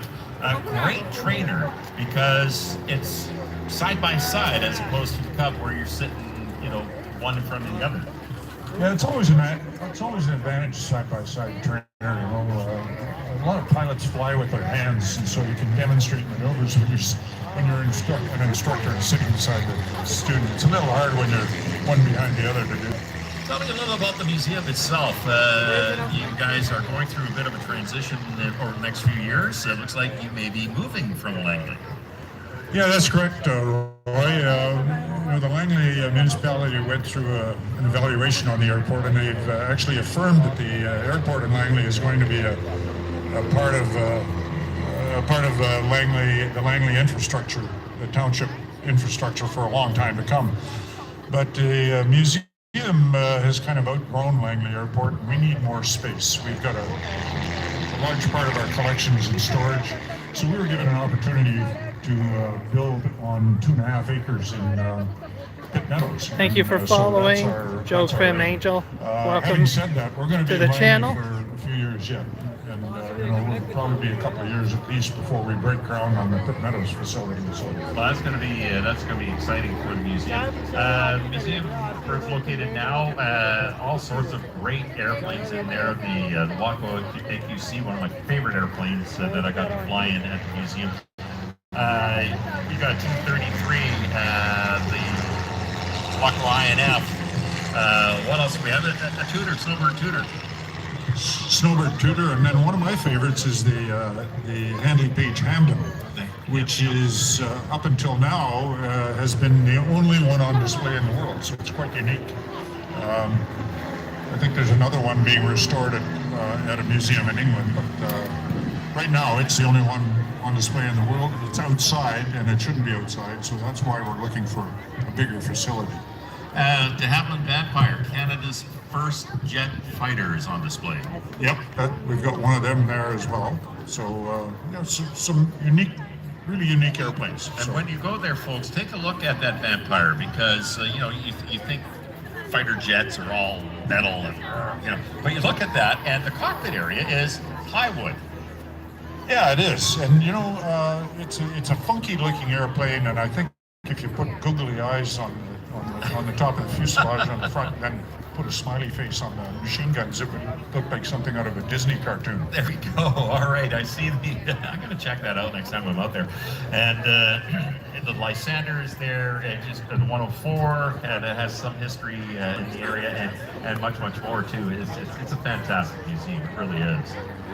All right, are we getting... Of course, the 104 is my favorite because I actually flew that thing in the Air Force, and I've got about 15 and a half hours on that particular airplane. And I know the former airport manager, George Miller, flew that airplane as well. Yes, he did. And it's a two-seat 104. People actually get to sit in it, too. The canopy opens up. Yeah, we do. Yeah, we open it up and we let the public inside it. That's a decision we made to try and open our doors a little more to the public. So yeah, that's great. And then make our airplanes a little more available. Another section which is kind of near to my heart is as you're coming into the hangar itself, you look to the left, all those engines. All sorts of different engines, from Rangers to Goblins to you name it, is on display there. That's just, we call that Engine Alley. Engine Alley. All right, just watching as these incredible airplanes, and again, so much history, Canadian history, and history right here in Chilliwack is flying in front of us right now. And the museum's been around for quite a long time. Of course, it was down on Crescent Beach originally with the Zaleski family. April Zaleski is here. We love you, April, representing. And then it moved to Langley. It was the Canadian Museum of Flight and Transportation. Remember the DC-3 was there, and then everything got moved to its current location. The other thing that's sitting there that's near and dear to my heart, of course, is the Firecat. As I was actually, I'm going to toot my horn, I was actually on the paint crew that painted that airplane. Makes me feel old that it's in the museum. Got to say too, the volunteers there are fantastic. They'll take you and wander around with you and describe all the aircraft and everything. And folks, if you're interested, they're always looking for more volunteers. You have work bees, once a month? Actually, every Monday we have a volunteer day, and we get in and work on projects. We've got about 30 or more core volunteers. We've got almost 400 members, but 30 regular volunteers that come out and actually bend wrenches and get stuff done. You don't have to be an aircraft expert or anything like that to volunteer. There's always things to do, and they'll teach you. There's always something to learn, right? You never stop learning. All right, looks like a bit of a hill chase there. Walter Mitty complex kicking. The kids are going, who's Walter Mitty? Oh, we're going into a battle break. Let's see what happens here. High-speed pass. Also known as a slow-speed pass.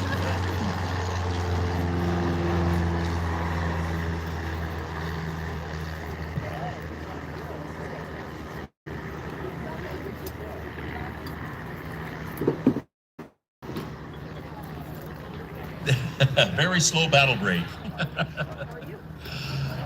And of course, you've got a great display here at the Chilliwack Flight Fest as well. Yeah, the sup with pup that we've got sitting over there on the ramp as well, Roy. That actually went over to France for the 100th anniversary of the Battle of Vimy Ridge, along with its sister ship and our SE-5A replica as well. And so we took part in Vimy flight while those aircraft were over in France. That was quite an adventure. I was honored to be one of the pilots in that. I can only imagine what that would have been like to fly over Vimy Ridge. It's one of my bucket list items is to go there. And actually, our family has a name. Looking down at the shell craters and trenches where the war actually happened, it was like going back in time. I can only imagine. Only imagine. All right. Looks like we've got the Canuck on the ground. We're going to bring in the Cub. Should we call it the Canna Cub because it's Canadian? we'll give it a nickname here because it's a Canadian one.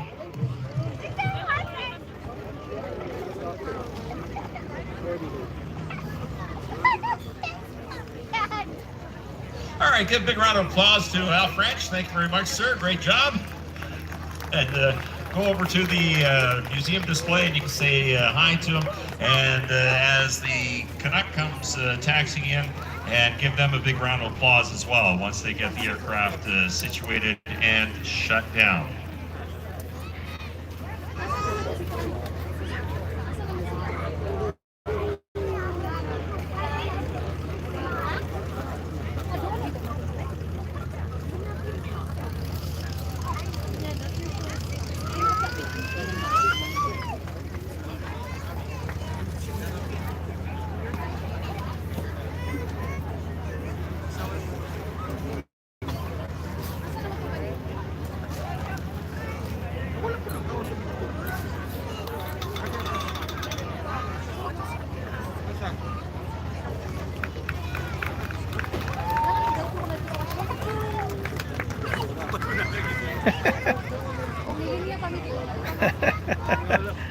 Thumb.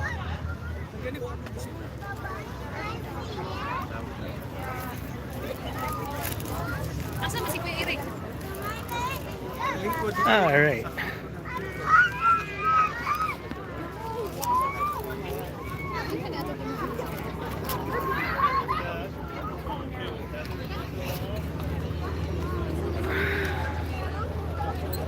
All right, friends, just going to move some airplanes around again as we've got the Canadian Museum of Flight Aircraft taxiing in. Again, thank you very much to our title sponsors, the City of Chilliwack and the Province of British Columbia.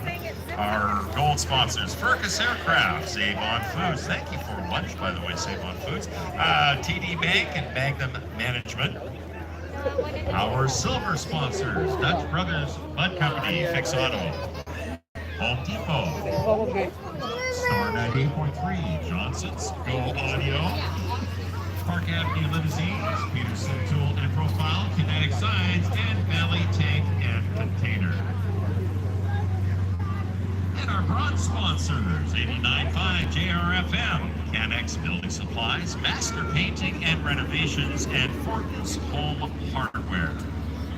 All right, you saw that rather interesting airplane just taxiing out. We're going to let him go down and do another warm-up and check. You saw him taking off earlier today as he was taking our coordinators from the suburbs back to Abbotsford, and they're probably well on their way. Like I said, they're about 5% here. Left bridge to refuel, left bridge to Boost Jaw, and get to go home for a little bit as we get a bit of a break in the middle of summer. You know, they do a heck of a lot of shows, and they're just going to do a little bit of a break and give everybody a chance to go home and recharge. And we've got a lot of air shows still coming up. Dave Watson, you saw him flying with his brother earlier in the harbor. He's going to do a solo harbor demonstration. Ross Bradley and Drew Watson. Well, they're going to go up with those beautiful Erickson airplanes, the F4U Corsair and the P-51 Mustang. And then we're going to end off this fantastic show a little later on today. Mike Christensen and the Air Show Cat and his wife is going to get the best view of the Fraser Valley that anybody's ever going to get. So stay tuned for that as well. Make sure you wander around and check out all the good stuff that we have here to eat. Groove and Grill, there's lemonade, cotton candy, popcorn, Jay's Disco Dogs, Tin Cow ice cream. Oh, ice cream, there you go. Hot Burger Coda Ice is here. Lucientes, Bear Mountain Coffee. Oh, like a mocha or something like that would go good right now, wouldn't it? Magic Ring Soaring Jade is here. And kids, check out Save On Kids Zone. There's Panda Rides and all sorts of cool stuff to do down there. And Home Depot is here with, well, you're going to let the kids build some cool stuff, and you even get to wear a really neat Home Depot work apron. I'll tell you no lie. All right, we're going to, let's see, we got the Museum of Flight Airplane shut down. Let's give them a big round of applause. They did a great job. The Canadian Museum of Flight out of Langley, BC.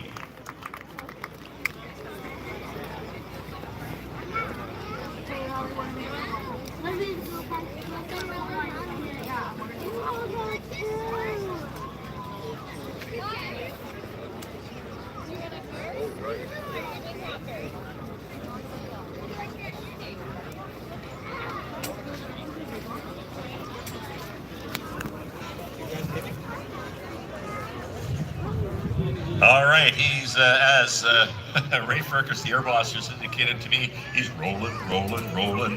Gotta keep him rolling. All right, never mind. As that M14P engine pulls that really unique and cool airplane into the sky, we're going to let him get some altitude. And I'll tell you a little bit about this machine as the air show smoke comes on, just to let you know where he is.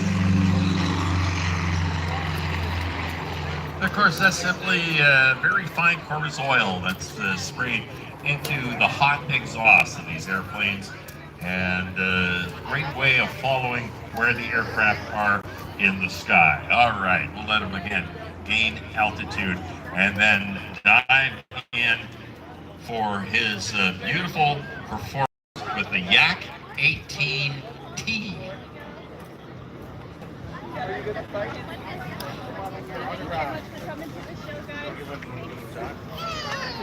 Thank you.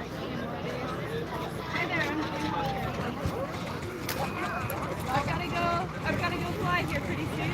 Okay. Oh, you're the brave one. As Oh, we you're stand very from welcome. the red I'll air take show one. smoke Thank comes you. on. And please welcome There you go. Richard Mrazek and the All right. Yak 18T. Oh, this is what she gave me, guys. Autograph. So she's gonna go up there. Sweet. Oh.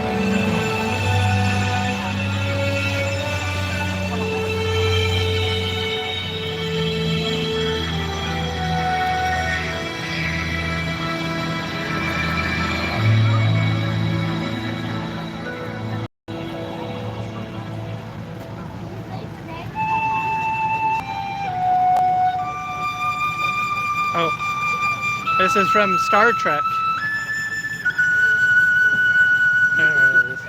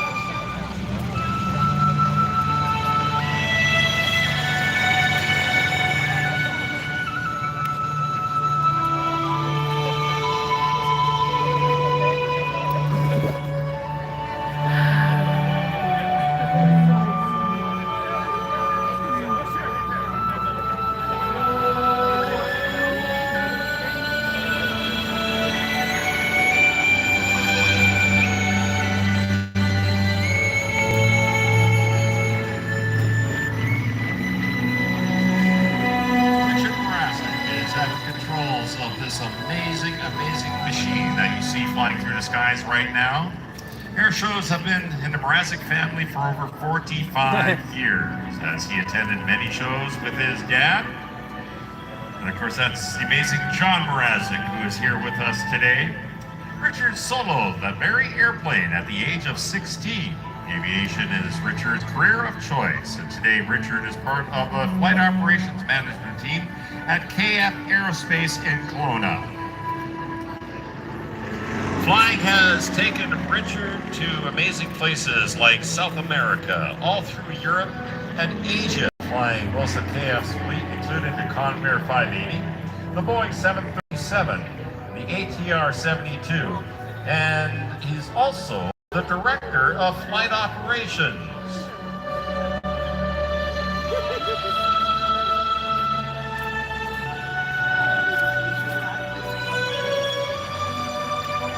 The Yak 18T is a four-place, fully aerobatic utility aircraft developed by the Yakolev Design Bureau of Russia. Introduced to trained aeroflot pilots, it has gained some popularity as a sport plane, both inside and outside the former USSR, as he performs point rolls right down the show line. It is powered by a 355 horsepower M14P radial engine. It's designed for stresses of 6.48 positive G and minus 3.24 G. As he reverses and dives in from the right this time, take a close look at this amazing airplane.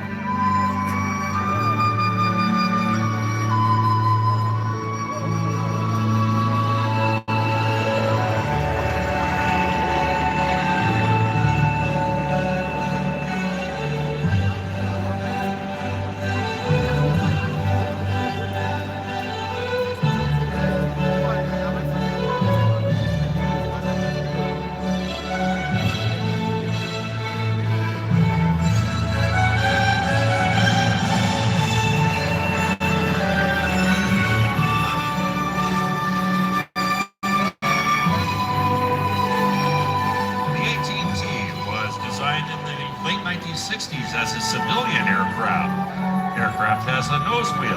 It's a 4 or 5 seater and has that great big 360 horsepower yak, or correction, 355 horsepower M14 9-cylinder radial engine.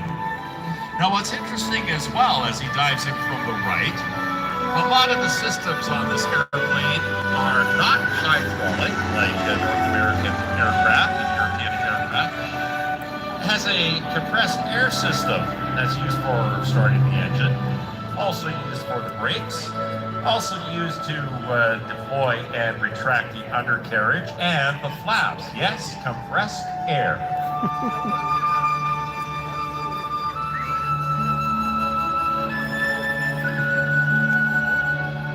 If you'd like to compare the aircraft with other 4-seat light aircraft, such as the Cessna 172 or the Piper PA-28, Hello, the Aussie kid. Yak Good 18 day. is only a little wider and longer. We are But it's at much the heavier Chilliwack and is Airshow. equipped with a considerably more powerful engine. Yak 18T is perhaps better compared with the Piper Saratoga, which has 2 extra seats but has a similar maximum weight, and with a retractable undercarriage and engines that are quite close in power. 18T is, however, distinguished by its strong construction, aerobatic capability, and docile yet responsive handling characteristics.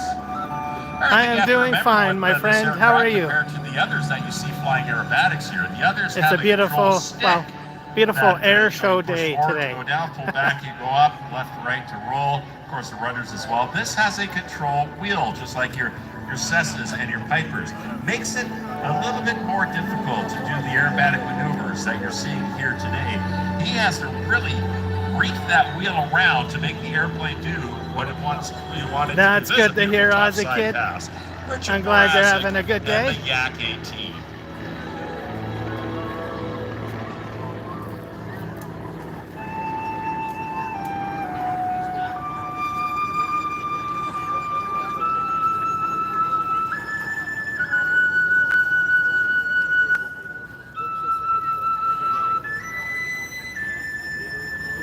All right, get your cameras ready as he dives in for his final pass and a break to landing. From the left, Richard Mrazek and the very unique Yak 18T.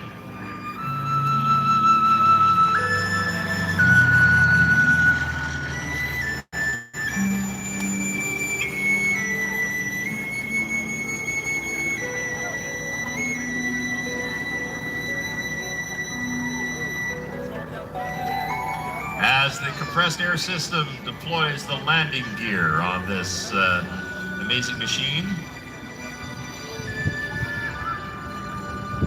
Again, yeah, compressed air, very, very different from most aircraft that we know.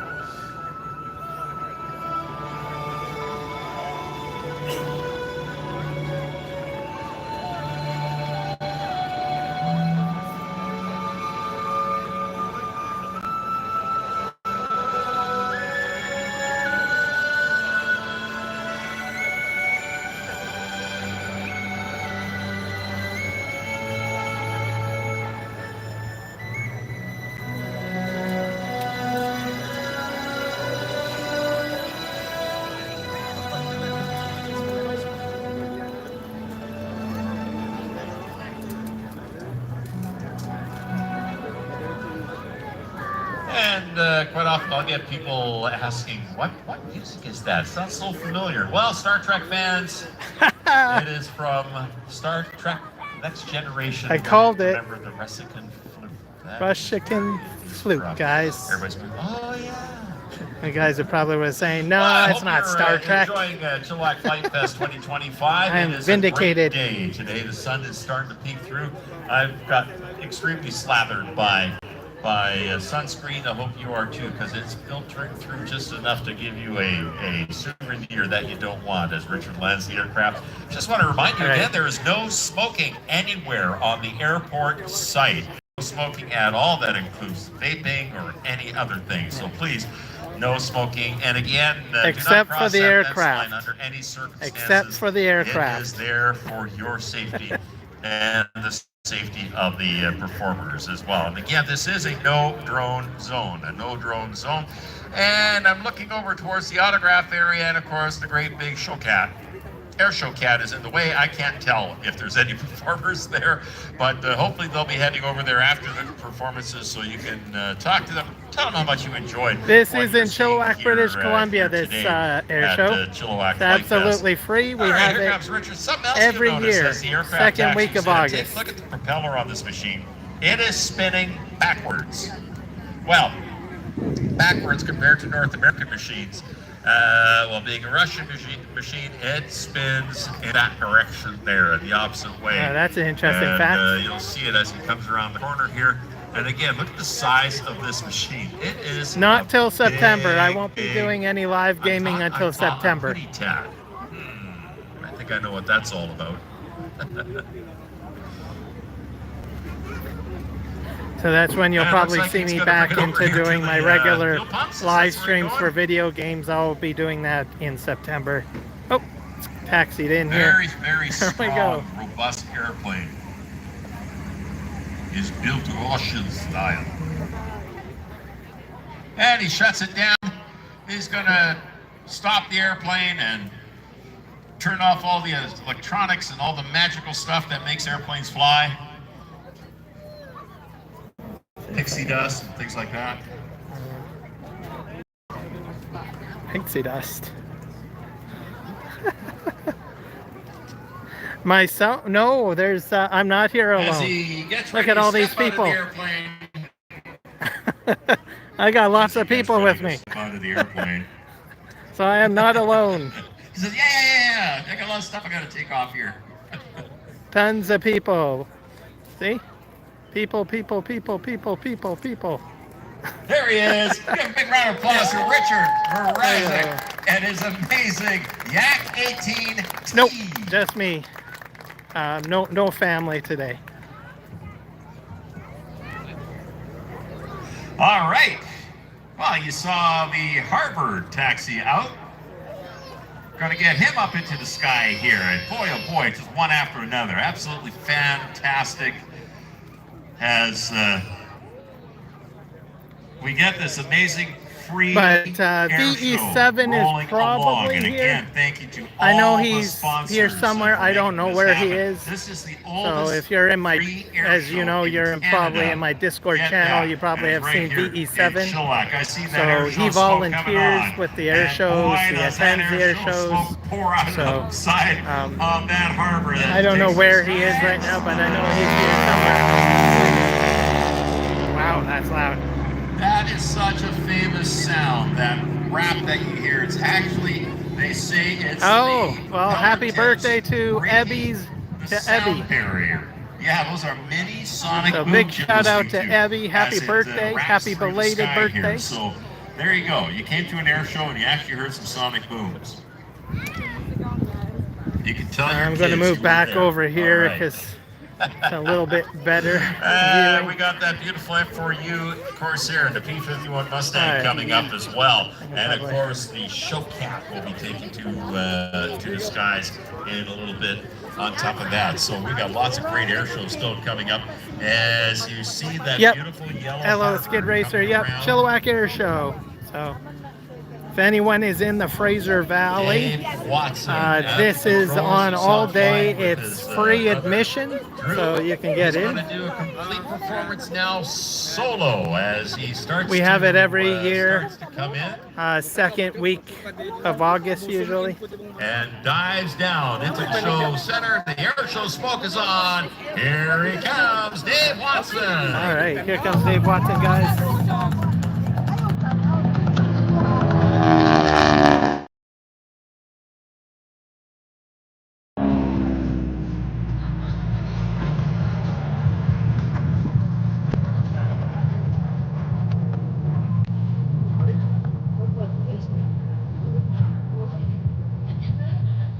Of course, he's flying that Mark IV. Harvard, now I told you to take notes. You remember what's the difference between the Mark II and the Mark IV? I might remind you later.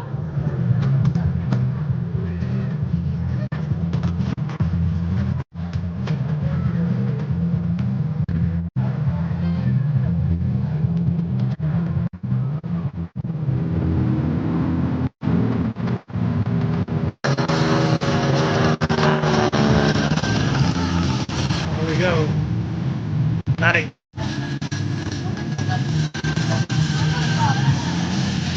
All right, take care, Aussie Outdoor Kid. Having you here, bud. Enjoy the rest of your day.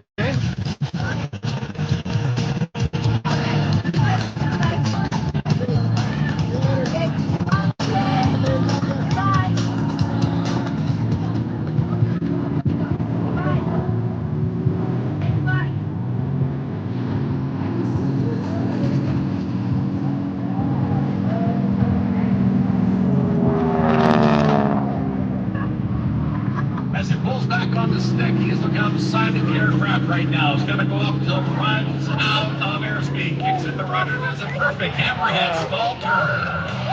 Woohoo!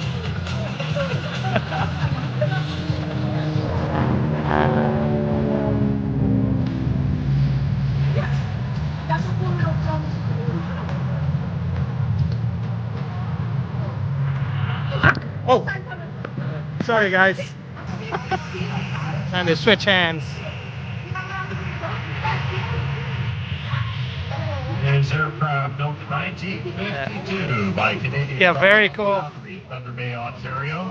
It's amazing what some of these aircraft can do. Calgary, 1952. Spent the entire career in Alberta until it was retired from the left.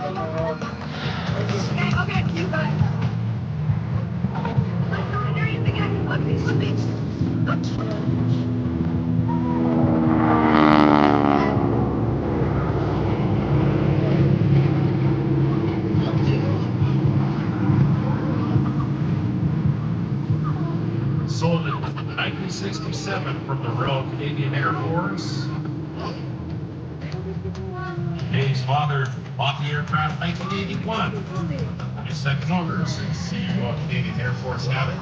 My grandpa was flying in 1950. Dad sold it to me. So well, that is a sight again that you're going to see all over Canada. Diving in. Let's watch and see what it does next.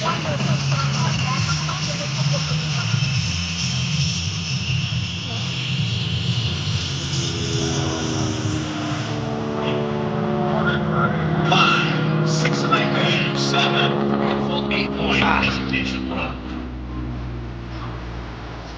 Okay, I don't want to touch it. It's a back.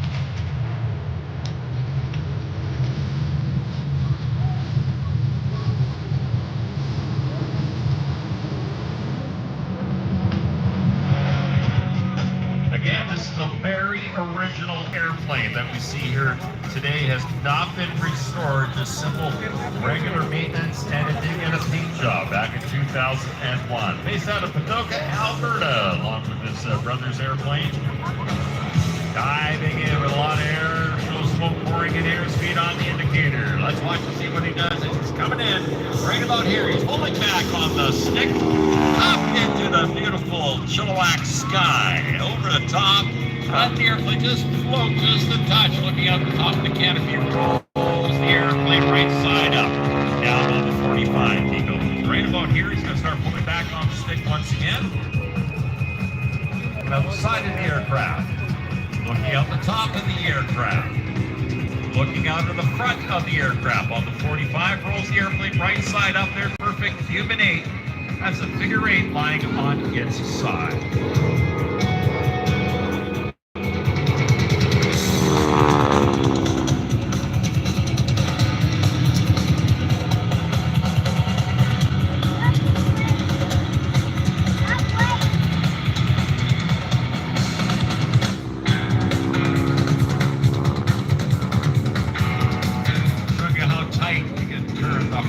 Around right in the confines of the airshow box right here. And again, that classic sound.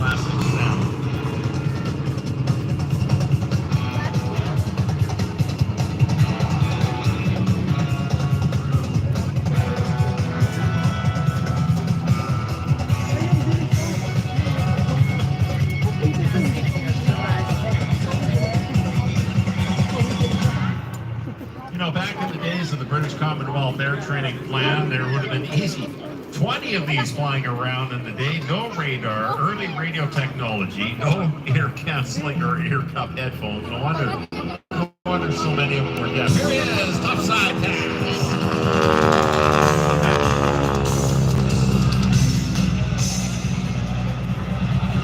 Of course, the Harvard is iconic with the British Commonwealth Air Training Plan back in 2016. The Canadian Forces CF-18 demo jet was painted the same yellow to celebrate the 75th anniversary of the BC-18.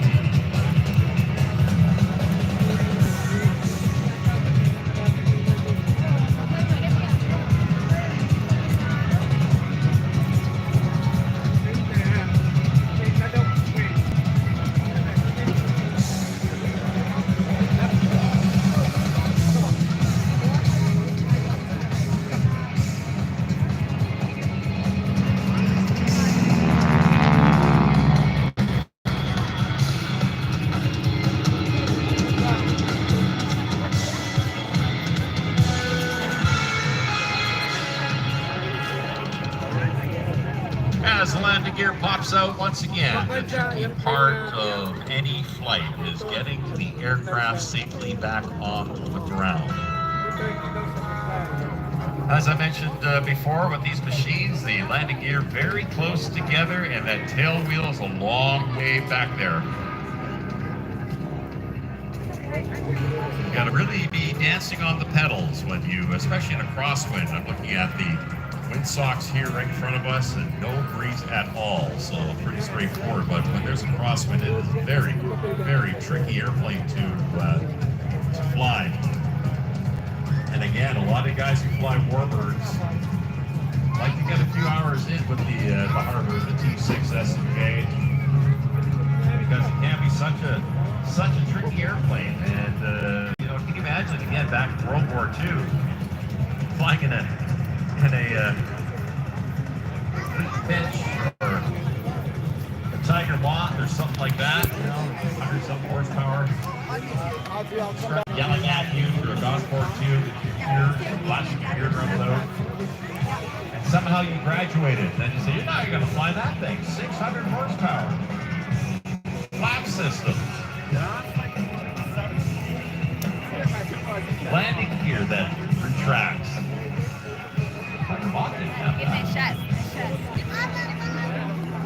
And once you mastered that, then indeed you would have gone on to the P-51, or perhaps a Spitfire, or a Typhoon. As he rolls the airplane out, you can see the rudder, even without this wind, you know, the rudder moving back and forth, keeping that airplane centered straight down the runway here at Chilliwack.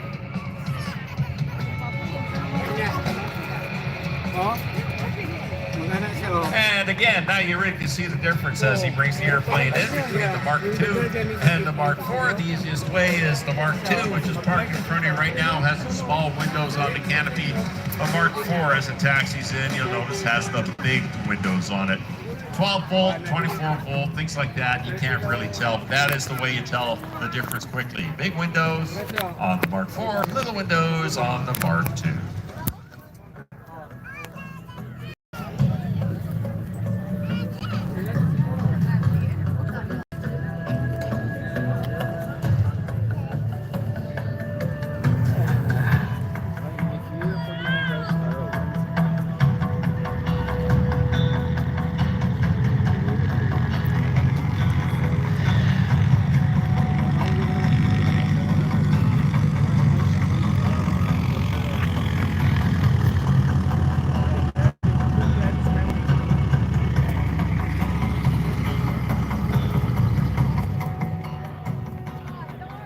There we go. Oh, not yet. He still has his headset on. He can't hear you. Yet he's half deaf too. He's a Harvard pilot. Yep, for sure, Skid Racer Saint. Thank you for checking out the live stream. Make sure you hit the like button, subscribe, all that good stuff. All right, flipping those switches, doing his magic, getting unbuckled.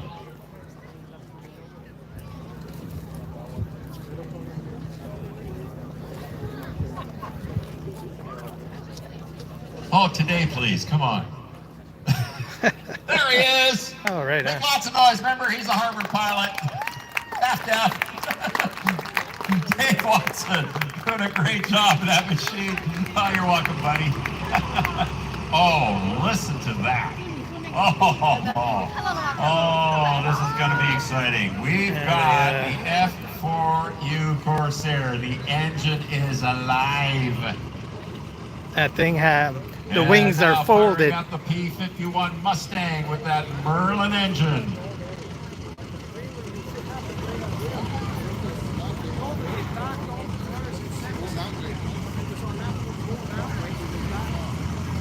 There we go.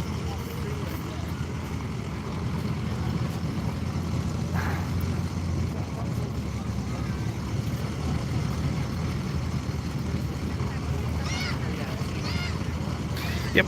If you guys want individual pictures of the aircraft, check out my Discord channel. Botrix has been spamming it in the chat. So just go into the image section under my Discord. You'll see all of the pictures of the aircraft that are here at the event, with the exception of the snowbirds because they flew in from Abbotsford. So, but all of the individual aircraft that's how you turn I've got images. Music right there. Or check out my short video and hit a like on it. I created a short video as well. That's Drew Watson at the controls of that gorgeous P-51 Mustang.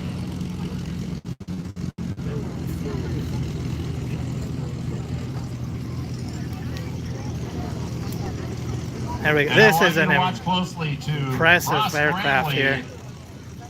Maneuvering the F4U Corsair. Now remember, this is a carrier-borne airplane. You fold the wings up so you have room on board the aircraft carrier. I'm gonna Can't have to fly move. like that. I'm gonna move. I'm hoping I can get a shot of them unfolding the wings. I hope. And look at this, he's spinning it around just for you. Are you ready? Here goes. I think it's on the I think it's on the other side of the tents. I'm in the wrong spot. I'll see if I can get a image. I don't think I can.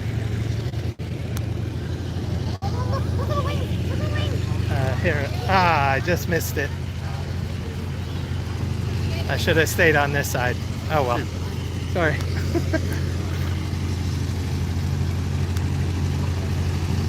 But yeah, wings are folded down. I got a little bit of the wings being folded down. All right, I'm gonna move back over to where I was.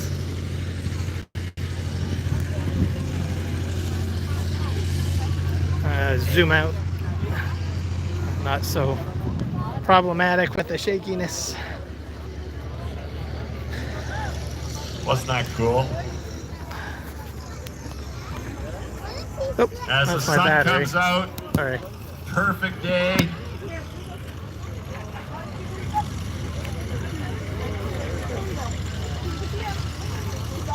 Now, some of you might be able to notice how they're taxiing these airplanes and the Harbor's way down the taxiway. They zigzag. No, they haven't been. You know, they're not recovered from the party last night. It's because it's really hard to see over the nose of these airplanes, especially the Corsair with such that long schnoz on that thing. So they're actually weaving down the taxiway so they can see where they're going. Oh, that's a good point. We're going to let them head down there and do their checks on the aircraft while we have a moment, because I don't want to do a whole lot of talking when these airplanes are flying by. They are going to provide the music. The Erickson Aircraft Collection, absolutely amazing. Located in Madras, Oregon. In fact, their air show is coming up this upcoming weekend. It's a fantastic display started by Jack Erickson back in 1983. Has over 20 rare aircraft that are still flying today, such as the P-38 Lightning, the Ki-43 Hayabusa, the SPD Dauntless, the Grumman Duck, a B-17 Flying Fortress that has a lot of history to it, and of course the P-51 Mustang and the F4U Corsair that you see here today. It is indeed the Pacific Northwest Premier Flying Collection. Features one of the top collections of vintage warbirds in the country. And they have a ride program called Soaring with the Warbirds. And in fact, you got to pay for it, but you can go for a ride in that Mustang. All you have to do is go to EricksonAircraftCollection.com, and it'll show you the fees and the schedule. You could be flying today or tomorrow, so you want to check that out. And the Watson brothers have the Harbirds as well. And go to Yellow Thunder's display, click on the QR code. You could be flying in the Harbor, but we're just going to let them go out there, get those airplanes ready. If you happen to be in the Madras area, in the high country of Oregon, they have their flight program there as well. They'll take you out flying over Lake Billy Chinook, go up in personal with Mount Jefferson, fly over a Haystack Reservoir, over Smith Rock, or wherever you want to go in the 20-minute time limit that the aircraft, the flight has. It is an experience of a lifetime, simple as that. The Corsair. Remember, how many of you are old enough to remember the TV show Black Sheep Squadron? We are poor little lambs. Get it on DVD if you are a fan of the Corsair, and you can probably get it on YouTube too. I'm old school, like my VHS tape. And there was a whole group of Corsairs in there that were starred. Also, the film Devotion. This Corsair that you see here today was featured, along with a few others, in that movie Devotion. So make sure you check that film out too. It's a great story that occurred in Korea during the Korean conflict. And yes, it wasn't just jets that were flying in Korea. There were a lot of prop-powered airplanes as well, just like the Corsair. All right, they're just warming things up. Of course, the Corsair, that big Pratt Yeah, Whitney I can hear the engines from here. 2,300 They're going to be loud horsepower engines, guys. I'm going to of that warn you. aircraft through the You sky. guys might want to And the turn your beautiful volume down Mustang on your Watson headset. at the controls of that machine with the Packard I think these are going to be the Rolls-Royce loudest D60 engines 50 engine, in the air show, I think. 1,695 horsepower. So maybe get ready with the mute button, turn the volume down, whatever you got to do. Making sure all the pressures are where they're supposed to be. All the temperatures are where they're supposed to be. Especially if they do a direct fly over the audience. So sometimes they do that, sometimes they don't. I don't know.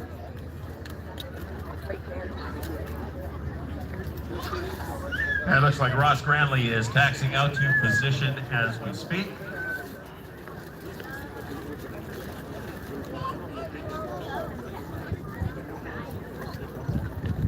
So guys, yeah, hit the like button, subscribe to the channel, do all sorts of local videos from time to time for events.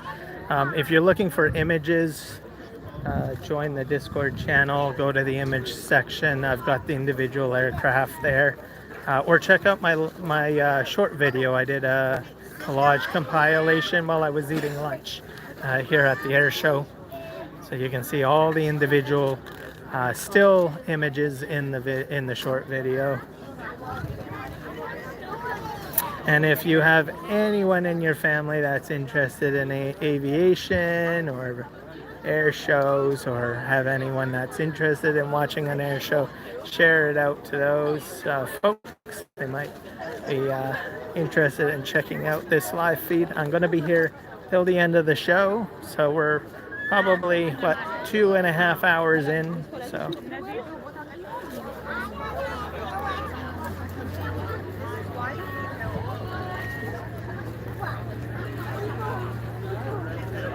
we have a bird somewhere over there. Well, as you can imagine, friends, yeah. these aren't the kind of machines they just jump in like They your just car, fired car, a go. bullet You gotta to make sure scare the bird everything's away, I just think. Right. I And heard a that's pellet what they're, shot. Going through right now, as I can see. There's the one Corsair just flying right lining up over now there. at the See it? end of our runway. I'm not sure if I got it in my camera, but I heard something fire off. Oh, there's a whole whack of little birds, but I think it's an eagle I don't know.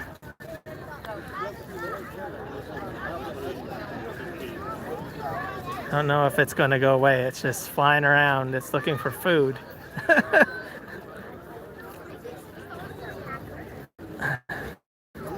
Usually they have like bird cannons or some sort of deterrent. I think I just heard one fire off or something fire off. Sun's coming out. I should have brought my sun lotion, I guess. I should be fine. There's more clouds coming in, so sun's up there. Anyways, back over here. On the roll. All right, they're on the road.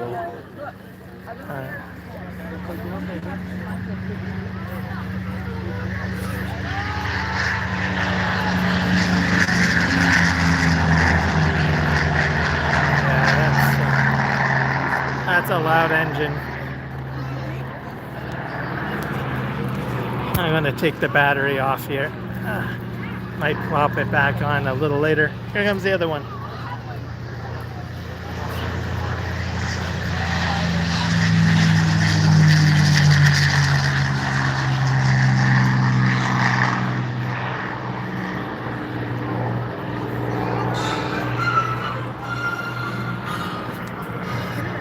Okay, hopefully the cloud moves in the way of the sun, because it's hard to record with the sun blaring in your eyes. I did wear a hat today, so it should help a little bit. For-you Corsair. Of course, served mainly in World War II in the Pacific Theater, although the Royal Navy did use them in the European theater, especially up in Scandinavia and Norway. Captain Frey, Canada's final Victoria Cross winner, flew a Corsair against the German ship, I believe it was in Tirpitz, and damaged the ship. After VE Day, Victory in Europe Day, he was transferred to the Pacific Theater, where he's lost his life in Japan, and because of his heroics and his battle, received the Victoria Cross. The F-4U Corsair was considered one of the finest carrier-based fighters deployed by any Navy. It became a fast, versatile, and deadly performer, and perhaps the best of any U.S. fighter in that conflict. Together with the F-6F Hellcat, the Corsair was responsible for the destruction of 7,295 enemy aircraft in air combat. And in downing enemy planes, it achieved a kill-loss ratio of 11-to-1. It's one of the highest for any fighter plane of World War II. Corsair first flew in May of 1940, and at 440 miles per hour, it was one of the fastest fighters or longer range than any of its counterparts in the Japanese fleet. That was a distinct advantage in a vast Pacific theater where it was the most active. Of course, the most instantaneously recognizable feature of the Corsair was its inverted gull wing, which accomplished two purposes. One was to get that great big 13-foot propeller away from the ground. It was the biggest fitted to a fighter at that time. I know.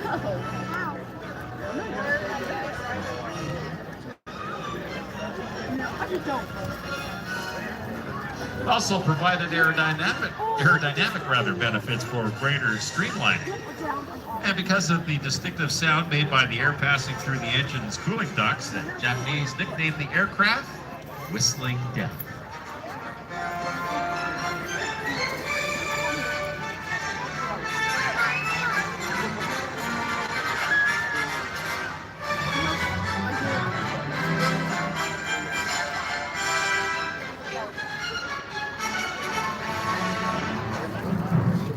Friends, they have formed up. They are diving in from the right. The Corsair and the P-51D Mustang.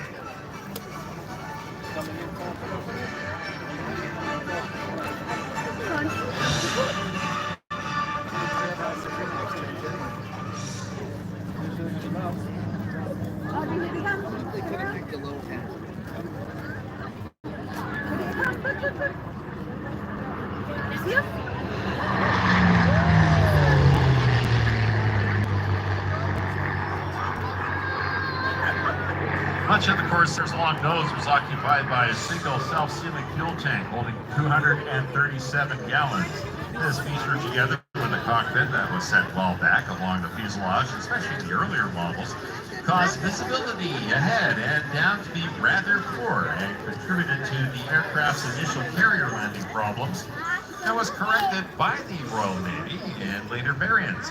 Not until 1944, when flatter carrier landing techniques were perfected, that the F-4U was used aboard U.S. Navy carriers in greater numbers, mainly in response to the growing kamikaze attacks in the Pacific.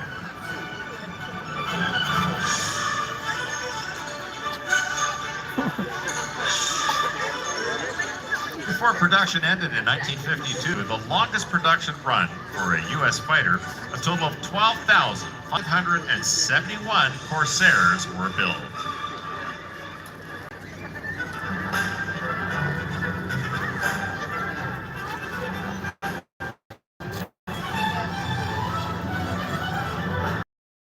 From the left.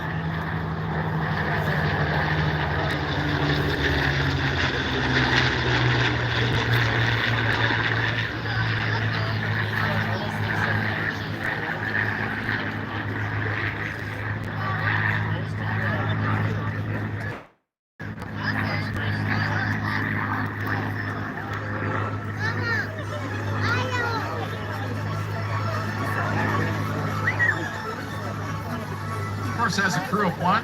Length is 33 feet 8 inches, wingspan of 41 feet, and high of 14 feet 9 inches, and of course that great big Pratt & Whitney dependable engine R2800-18W, radial engine of 2,380 horsepower, and the big 4-bladed propeller moving that airplane through the sky.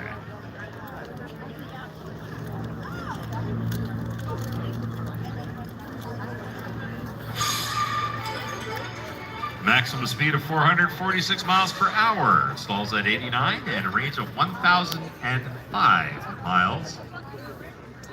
Its combat range is 328 miles as they are forming up on the right, starting to come in once again. Surface ceiling of 41,000 feet and a rate of climb of 4,360 feet per minute. Quite a performer. Has 650 caliber M2 Browning machine guns, 400 rounds per gun. Could also carry an M3 cannon of 231 rounds per gun, 4 of them, and 8 half-inch high-velocity aircraft rockets, or 4,000 pounds of bombs coming in right at us. Look at this.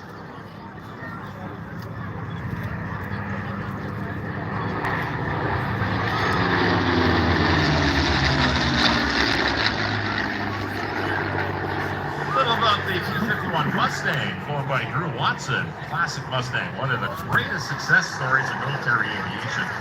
Originally designed for Great Britain, the North American fighter was adopted by the U.S. Army Air Force and upgraded with the powerful, reliable Rolls-Royce Merlin, which powered the Supermarine Spitfire and the Lancaster bomber. With altitude, range, and performance, the Merlin Mustang became a world beater. It actually kind of owes its existence to the Royal Air Force querying for North Americans who built Curtiss P-40s at the time when British forces were being pushed off the European continent. In 1940, it badly needed additional armament. North America proposed a better performing aircraft and quickly drafted the NA-73. The Allison-powered Mustang flew 12 months after the first RAF query and logged its first combat mission in May of 1942. Intended for reconnaissance, their primary armament was a camera.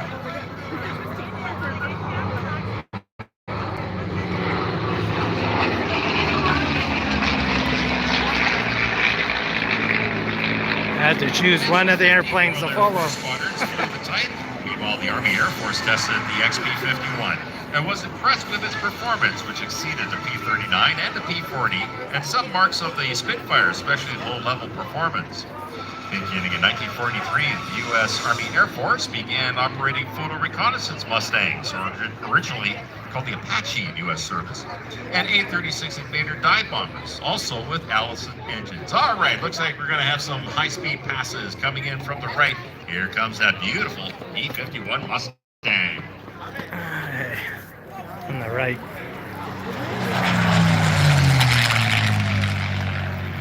Nope.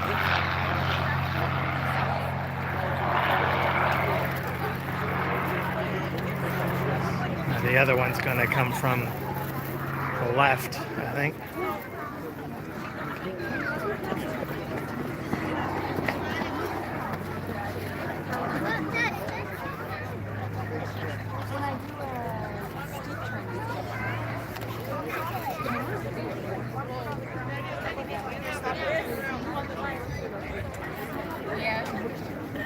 All right, looks like Drew's diving around. Tight turn coming in from the left this time in that Mustang. Here he comes.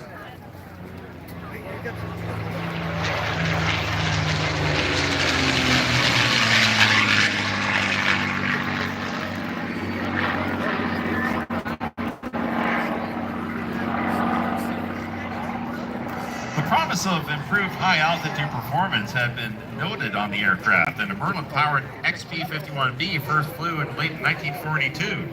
Production B and C models began rolling out of the Inglewood and Dallas factories.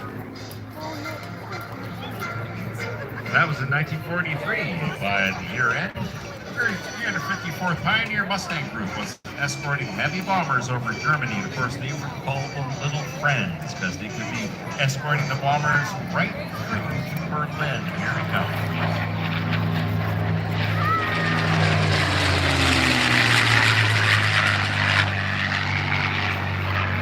The T-model with its 360-degree full vision canopy appeared in March 1944 and replaced the Razorback models by year's end.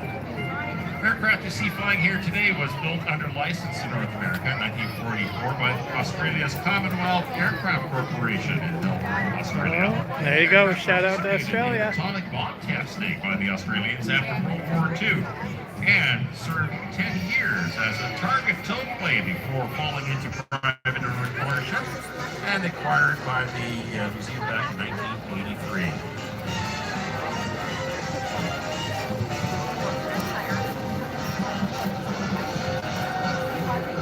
From the left.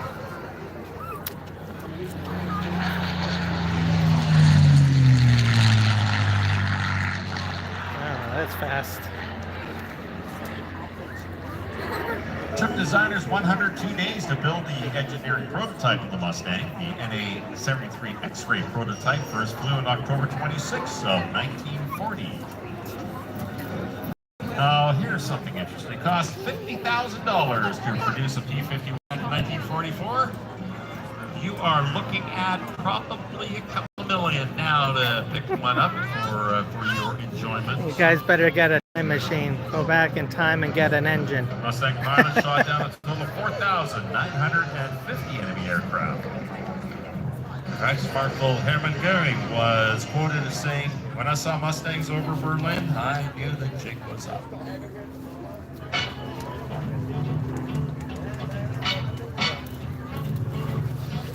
Last Mustang was retired from service in the United States Air Force in 1978.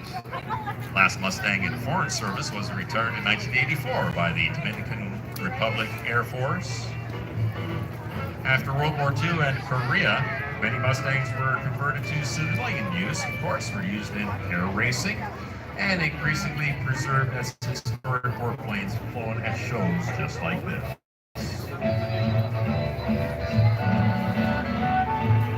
Now, if you get a chance, look at the wingtip of the Mustang. It's a lavender flow airfoil. Now, are you ready for this? Inspired by the shape of lake trout. I kid you not. Well, even fish can fly. Drew Watson bringing in the beautiful P-51D Mustang for a landing. Let's keep an eye out. I think that's him way up there, Ross Randley, in the Corsair. He's going to be diving in just a few moments to demonstrate the high-speed capabilities of that machine. As there's Drew just rolling out right now.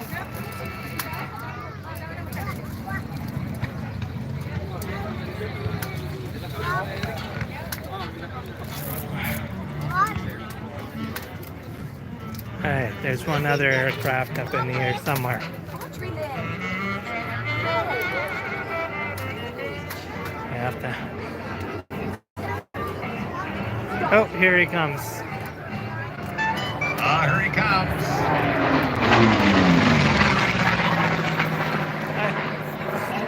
Snuck up on us. Hiding up in the clouds. Erickson Aircraft Collections Corsair is an F4U-7, one of the rarest surviving variants of the last 94, built in 1952. It was built exclusively for use by the French Navy. Saw combat in the Indochina War of 1953. Shout out to France. Suez Canal War in 56, and later in the Algerian War.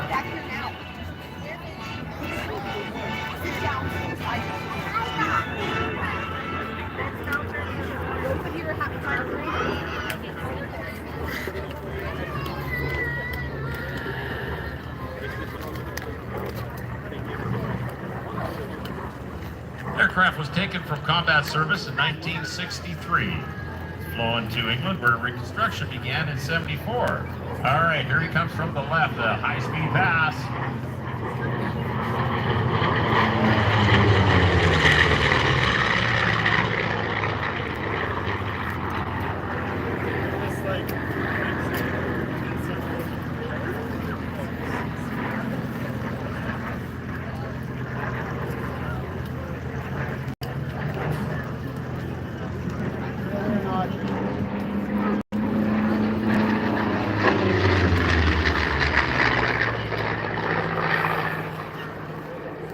Aircraft was taken from combat service in 1963, flown to England, where reconstruction began in 74 to include rebuilding extensive damage forward of the firewall and to repair bullet holes that were found in the fuselage.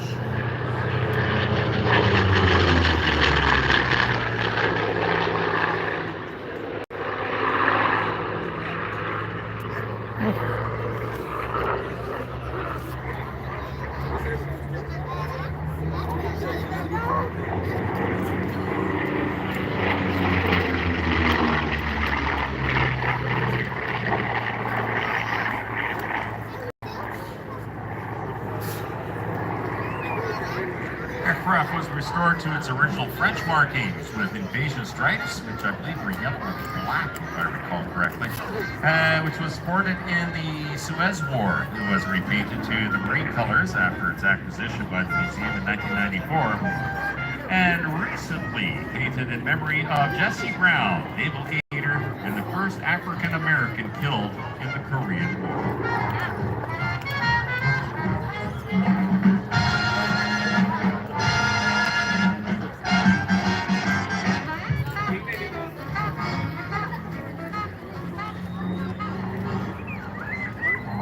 Alright, another flyby.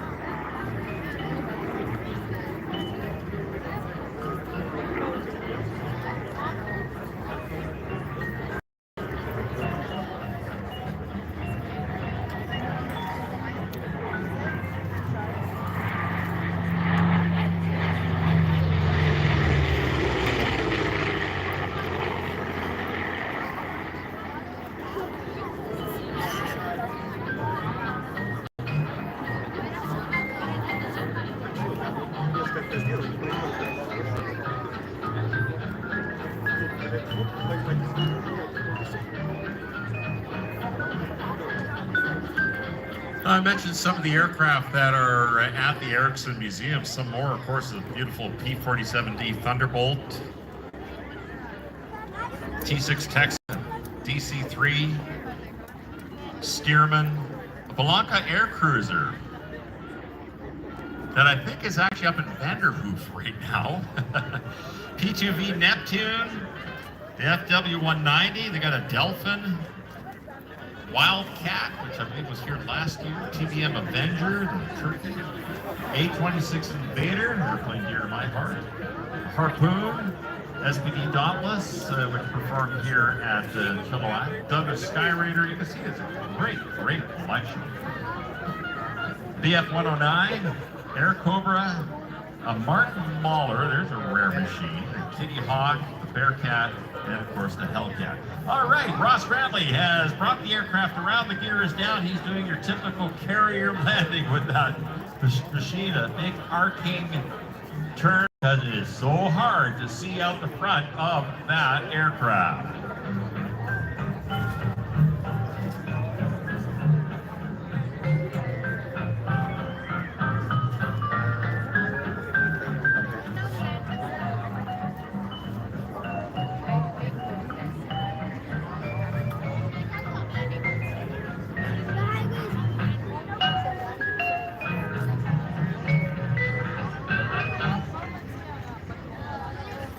All right, oh my, you got goosebumps? I've got goosebumps. That was absolutely amazing. Drew is out in the aircraft. Let's give him a big round of applause flying that beautiful P-51 Mustang. And I want you to get those cameras ready once again, friends, as Ross Brandley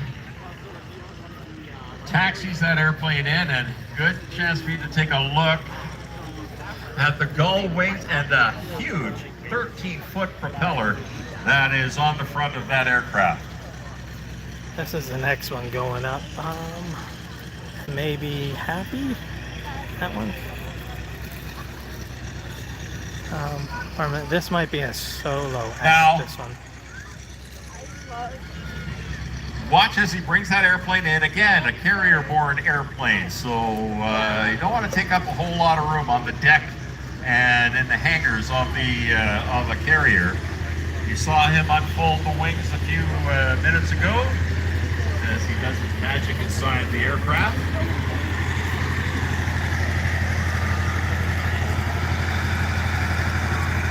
There go the wings. There.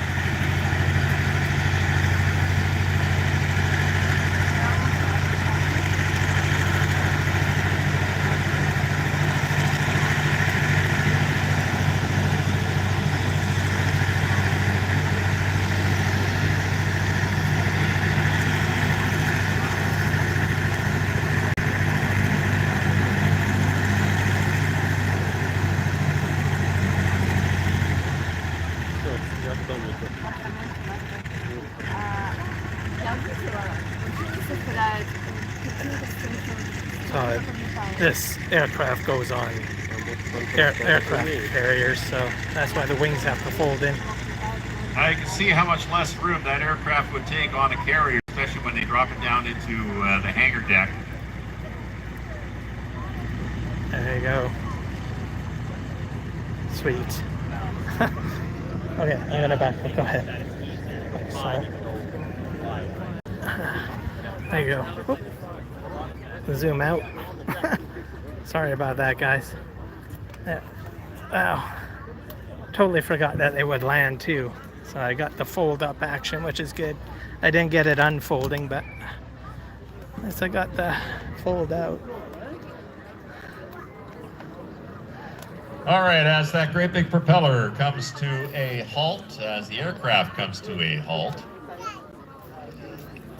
Now, friends, I was joking earlier how the Watson brothers are half deaf because of the airplanes. Ross Cranley really is half deaf because of the airplanes that he's flying. So you got to be really loud when he climbs out of the airplane, as he does right now. Give it up for Ross Cranley and the beautiful Erickson Aircraft Collections.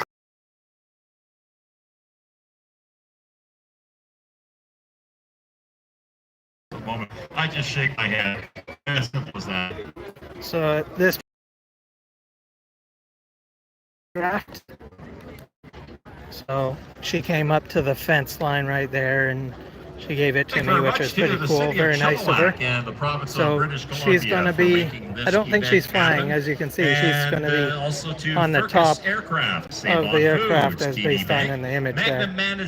So really cool. Brothers Bud Company, Fix Auto, Home Depot, Star 98.3. I was just at the right spot at the right time to get that autographed postcard. So really cool. Peterson Tool and Profile, Kinetic Signs, and Valley Tank and Container.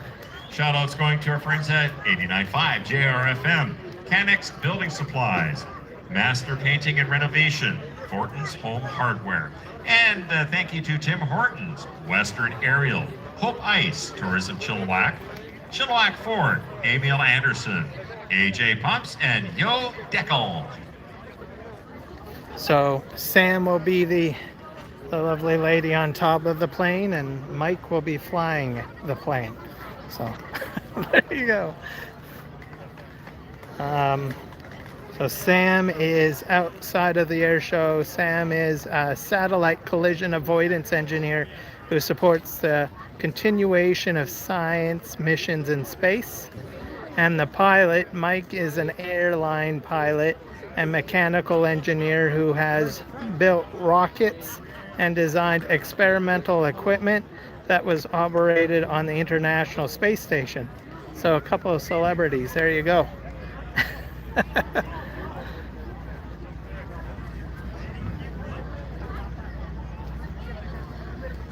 That's what it reads on the back of the card. So, right there.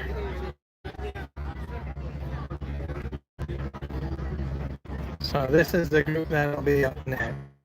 So very impressive.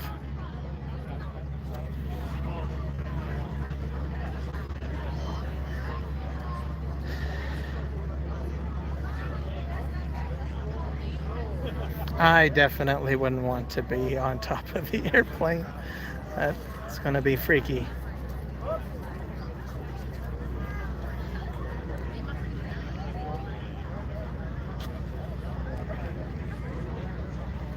Let's see if I can zoom in a bit. So you can see that piece on top, that's where she gets harnessed in. Well, she goes for the ride of her life, I guess you could say.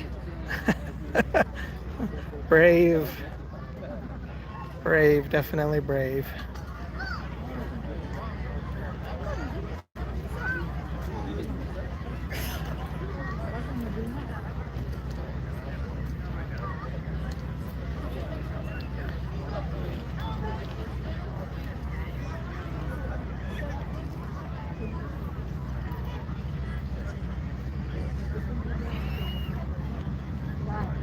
So pretty good air show so far. We're about 3 hours in now, so not too shabby.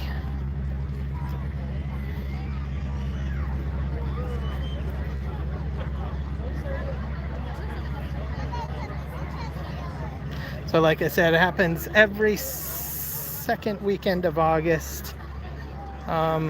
If you're out of province, I would probably book 2 weeks off, because the week before is the Abbotsford Air Show, which is about 30 minutes from Chilliwack. And they have other aircraft like, I don't know, F-35 jets, Blue Angels, teams from Europe, fueling tankers, modern fueling tankers, all sorts of airplanes. At the Abbotsford Air Show. And then the weekend after, which is the air show that we're at, Chilliwack Airshow happens. So you can take 2 weeks off, go to both weekend events and check it out. If you're into air shows. If you're in the States, like I said, you can go to Oregon. They have one that apparently is happening next weekend, and some of these pilots will be there. I'm not sure what city in Oregon. Taxi out, fire up and taxi out. Great Big Grumman Ag Cat. Well, we're not going to be doing any crop dusting here today, folks. We're going to do something Sorry, farmers. different. No crop dusting Let's put it that today. way. Something you'll never catch me doing. Well, that's all right. You don't have to do it. So we're going to let them, like we've done with all the other performers, taxi out. Go away, wasp. There you go. Wasps. I'm a little paranoid of wasps right now. I got stung like 10 of them last week.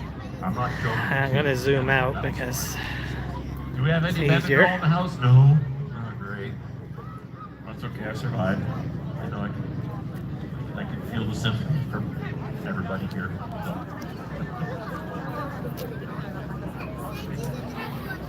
A modified Grumman Ag Cat.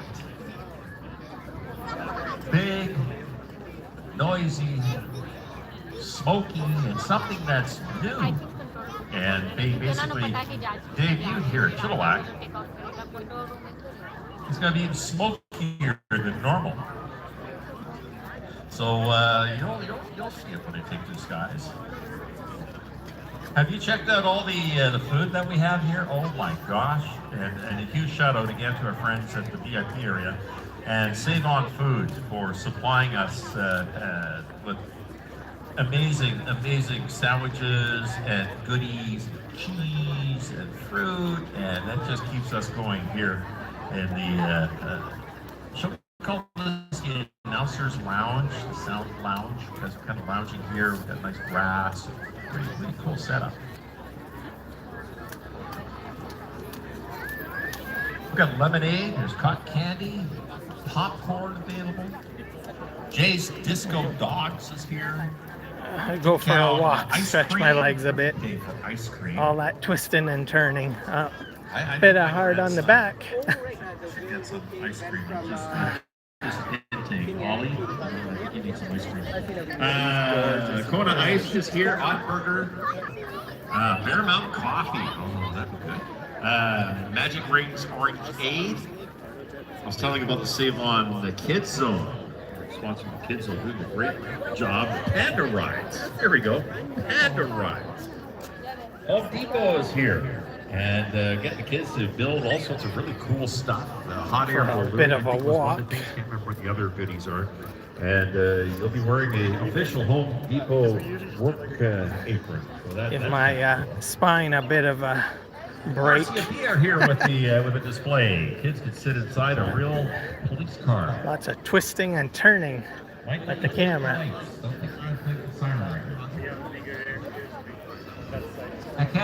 Oh, that is the Chilliwack Airport, the main building. We got Frickus aircraft hangars in the back. So usually this area is just tie down aircraft here.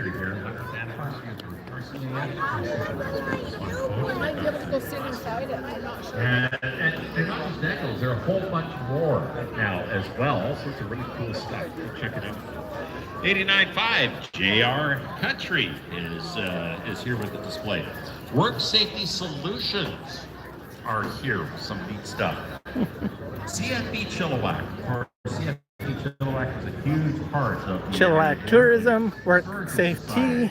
Has a massive display. Yo All Deco. sorts of things from CFB Chilliwack. New in Chilliwack, JRFM, our country station. We have Nita Body Shop, one of the sponsors. Whole whack of food trucks over there.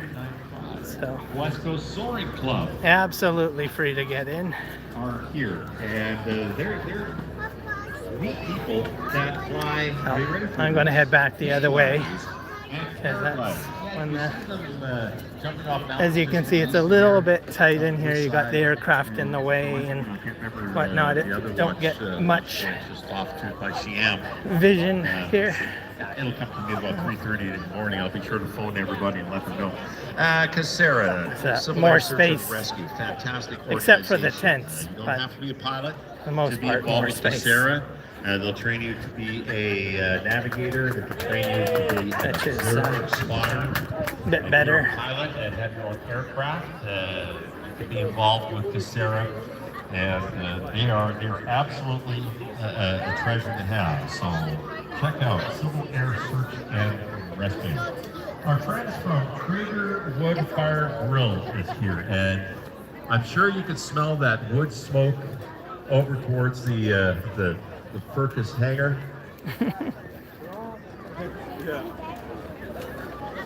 Alright. So back over to my And I I guess tell you, my press son-in-law area, has as a I call drinker, it. and he's a foodie. He loves to So grill most people and here have stuff like that. cameras or Absolutely adores have had the cameras out. drinker. So He's wanted one for eons. it's a got better one. spot And to when do he your says, "Hey, videoing. some, A little, gotta watch out for little people. whatever from the Krieger." Little people everywhere. Yes.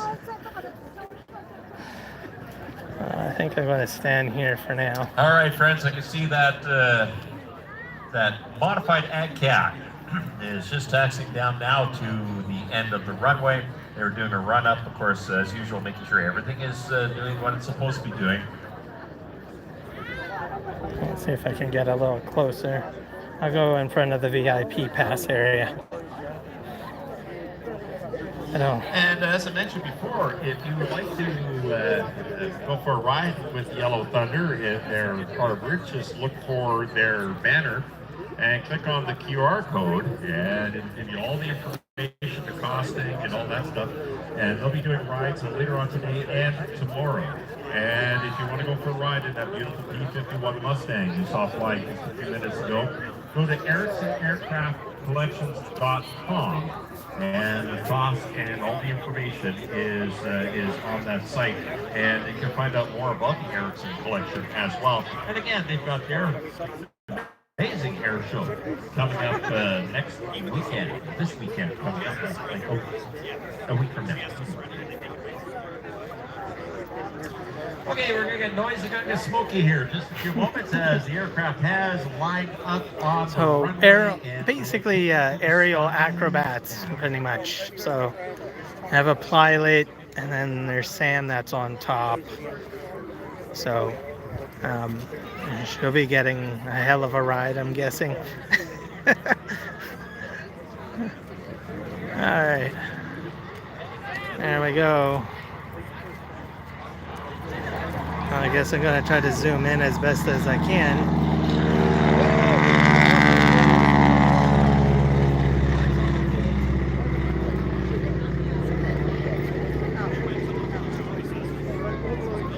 So I think she's still probably in the plane.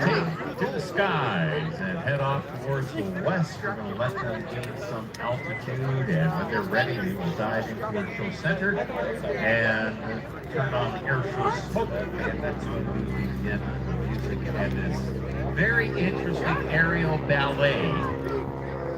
Notice I used the word ballet. Ballet. That will take place in the skies here at Chilliwack.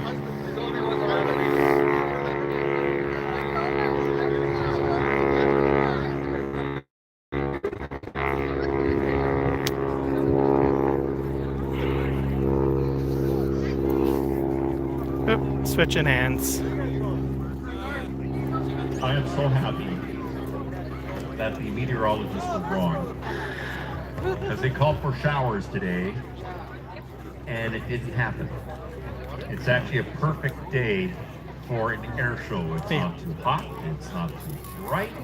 Yep. We've got clouds that are making our Perfect. photographer friends very happy, because it's a bit of a background, and you can actually see what the airplane looks Thumbs like. up. And the lighting is good, and all that fancy stuff. And you know, I do not want a lot of sun, because if you're trying to video, it's hard on the eyes, right? So, that's okay. So perfect day. Great pictures. I don't even think I should have brought my hoodie. You could have went without a hoodie, but I brought one just in case it did sprinkle, because it did look like it would have sprinkled. It does like flying way up high in the sky. All right. I think she's on the air, top of the air. What the heck is that on top of the wing? She's on top of the wing. Oh my God. I know it's Mike Christensen at the controls of the air show cat. Brave lady. I would not walk on a plane like that. You can't see her right now, but she's on the top wing. She's like walking on it. Let me take a closer look. Oh my goodness, look at that. She's is walking. waving her arms. Yeah, there she is. On top of the airplane. Yeah. That is Sam, wing walker, Wow. on top of the Airshow cat. She has got the best view in the valley right now, seeing everything that's happening here. And when they fly by, she can see you. I want you to wave back at her. Yes, indeed. She climbed out from the front perch of that airplane, the fuselage. She climbed up on the wing. She strapped herself into the trapeze that's on the top. And she is going to be doing a performance on top of the wing. While likewise, the Airshow cat, the Grumman Ag cat, as the Airshow smoke comes on,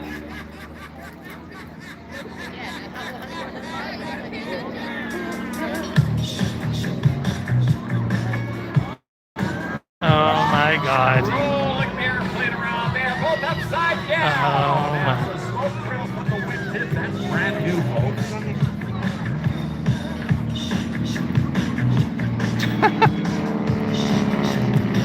At the controls of the roaring Grumman Ag-Pack biplane is the accomplished aerobatic pilot Mike Strickmason. And on top of the wing, his wife, the courageous wing walker, Sam. Wow. Travel here to Chilliwack to share a unique performance of precision, power, and pure inspiration.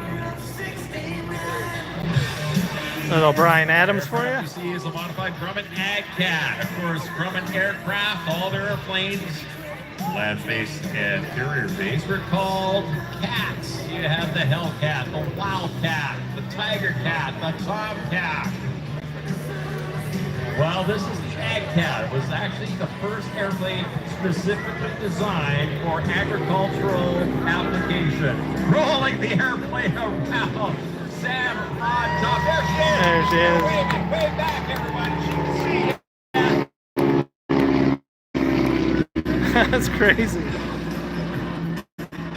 It's got 450 horsepower Pratt and 985 radial engine, that custom smoke system, and of course the rack on top that Sam says is indeed the best seat in the house at an air show.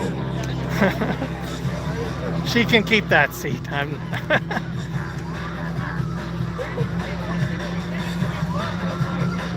You know, Mike was asked, how much of a difference does it make flying the airplane with Sam on top? He said the airplane is so draggy and so slow, really, it makes no difference.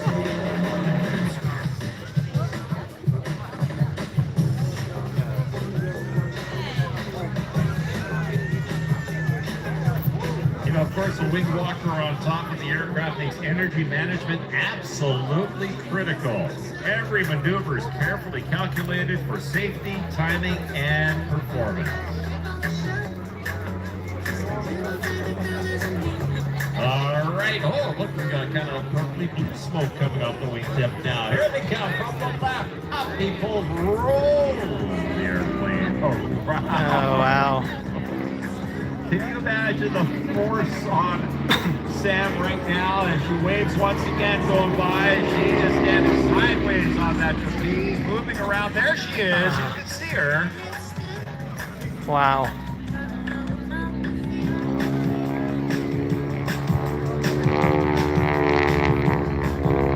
You know, there's more to this amazing team than simply daredevil stunts. Yeah. When she's not at air shows, Sam works in the commercial space industry where she makes maneuver recommendations for space science missions as a, ready for this, a satellite collision avoidance engineer. She also serves for several years in the military as a combat airfield operations air traffic controller. Whether it's space or air traffic control, she says her entire professional career has revolved around risk mitigation. And wing walking is simply no different. It's a thrilling challenge that requires this duo to identify every failure mode and engineer around it. Look at the smoke trails off the wingtips, showing you the wingtip of that airplane. Look how it snaps around. Mike is a mechanical engineer and airline pilot who has designed experimental equipment used aboard the International Space Station and has even built rocket designed to go to space. Sounds like something from Big Bang Theory. Together, Sam and Mike credit discipline, curiosity, and the shared appreciation of math and science to the repeatable success of their high-flying performance you see here today.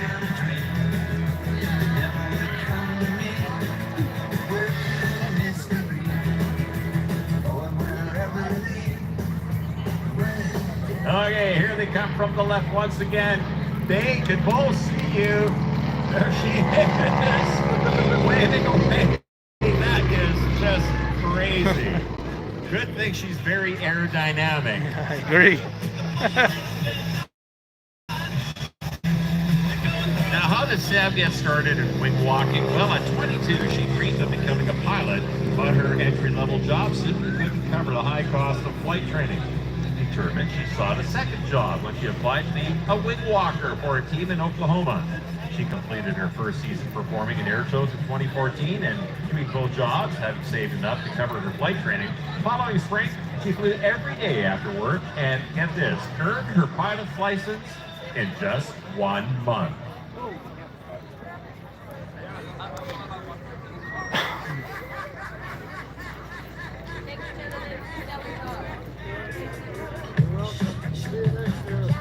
And you know what? In the process, she didn't just become a pilot, she fell in love with wing walking. All right, they slowed the airplane down, and I believe, oh, she is still up there. Now they're slowing the airplane down. And I believe she is moving from the top of that wing back into her seat in the front of the air show cab. They are brought to you by, how appropriate is this? Flying Wired Coffee Company, which keeps this duo properly caffeinated for every adventure. You can order the same specialty coffee Sam and Mike enjoy every day at flyingwired.com. Correction, flyingwiredcoffee.com. Ladies and gentlemen, this is wing walking. This is teamwork. And this is courage in motion.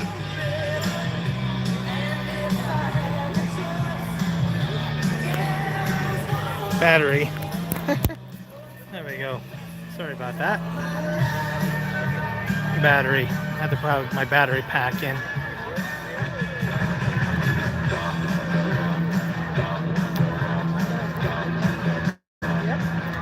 Good thing the phones tell you when you're at 5%.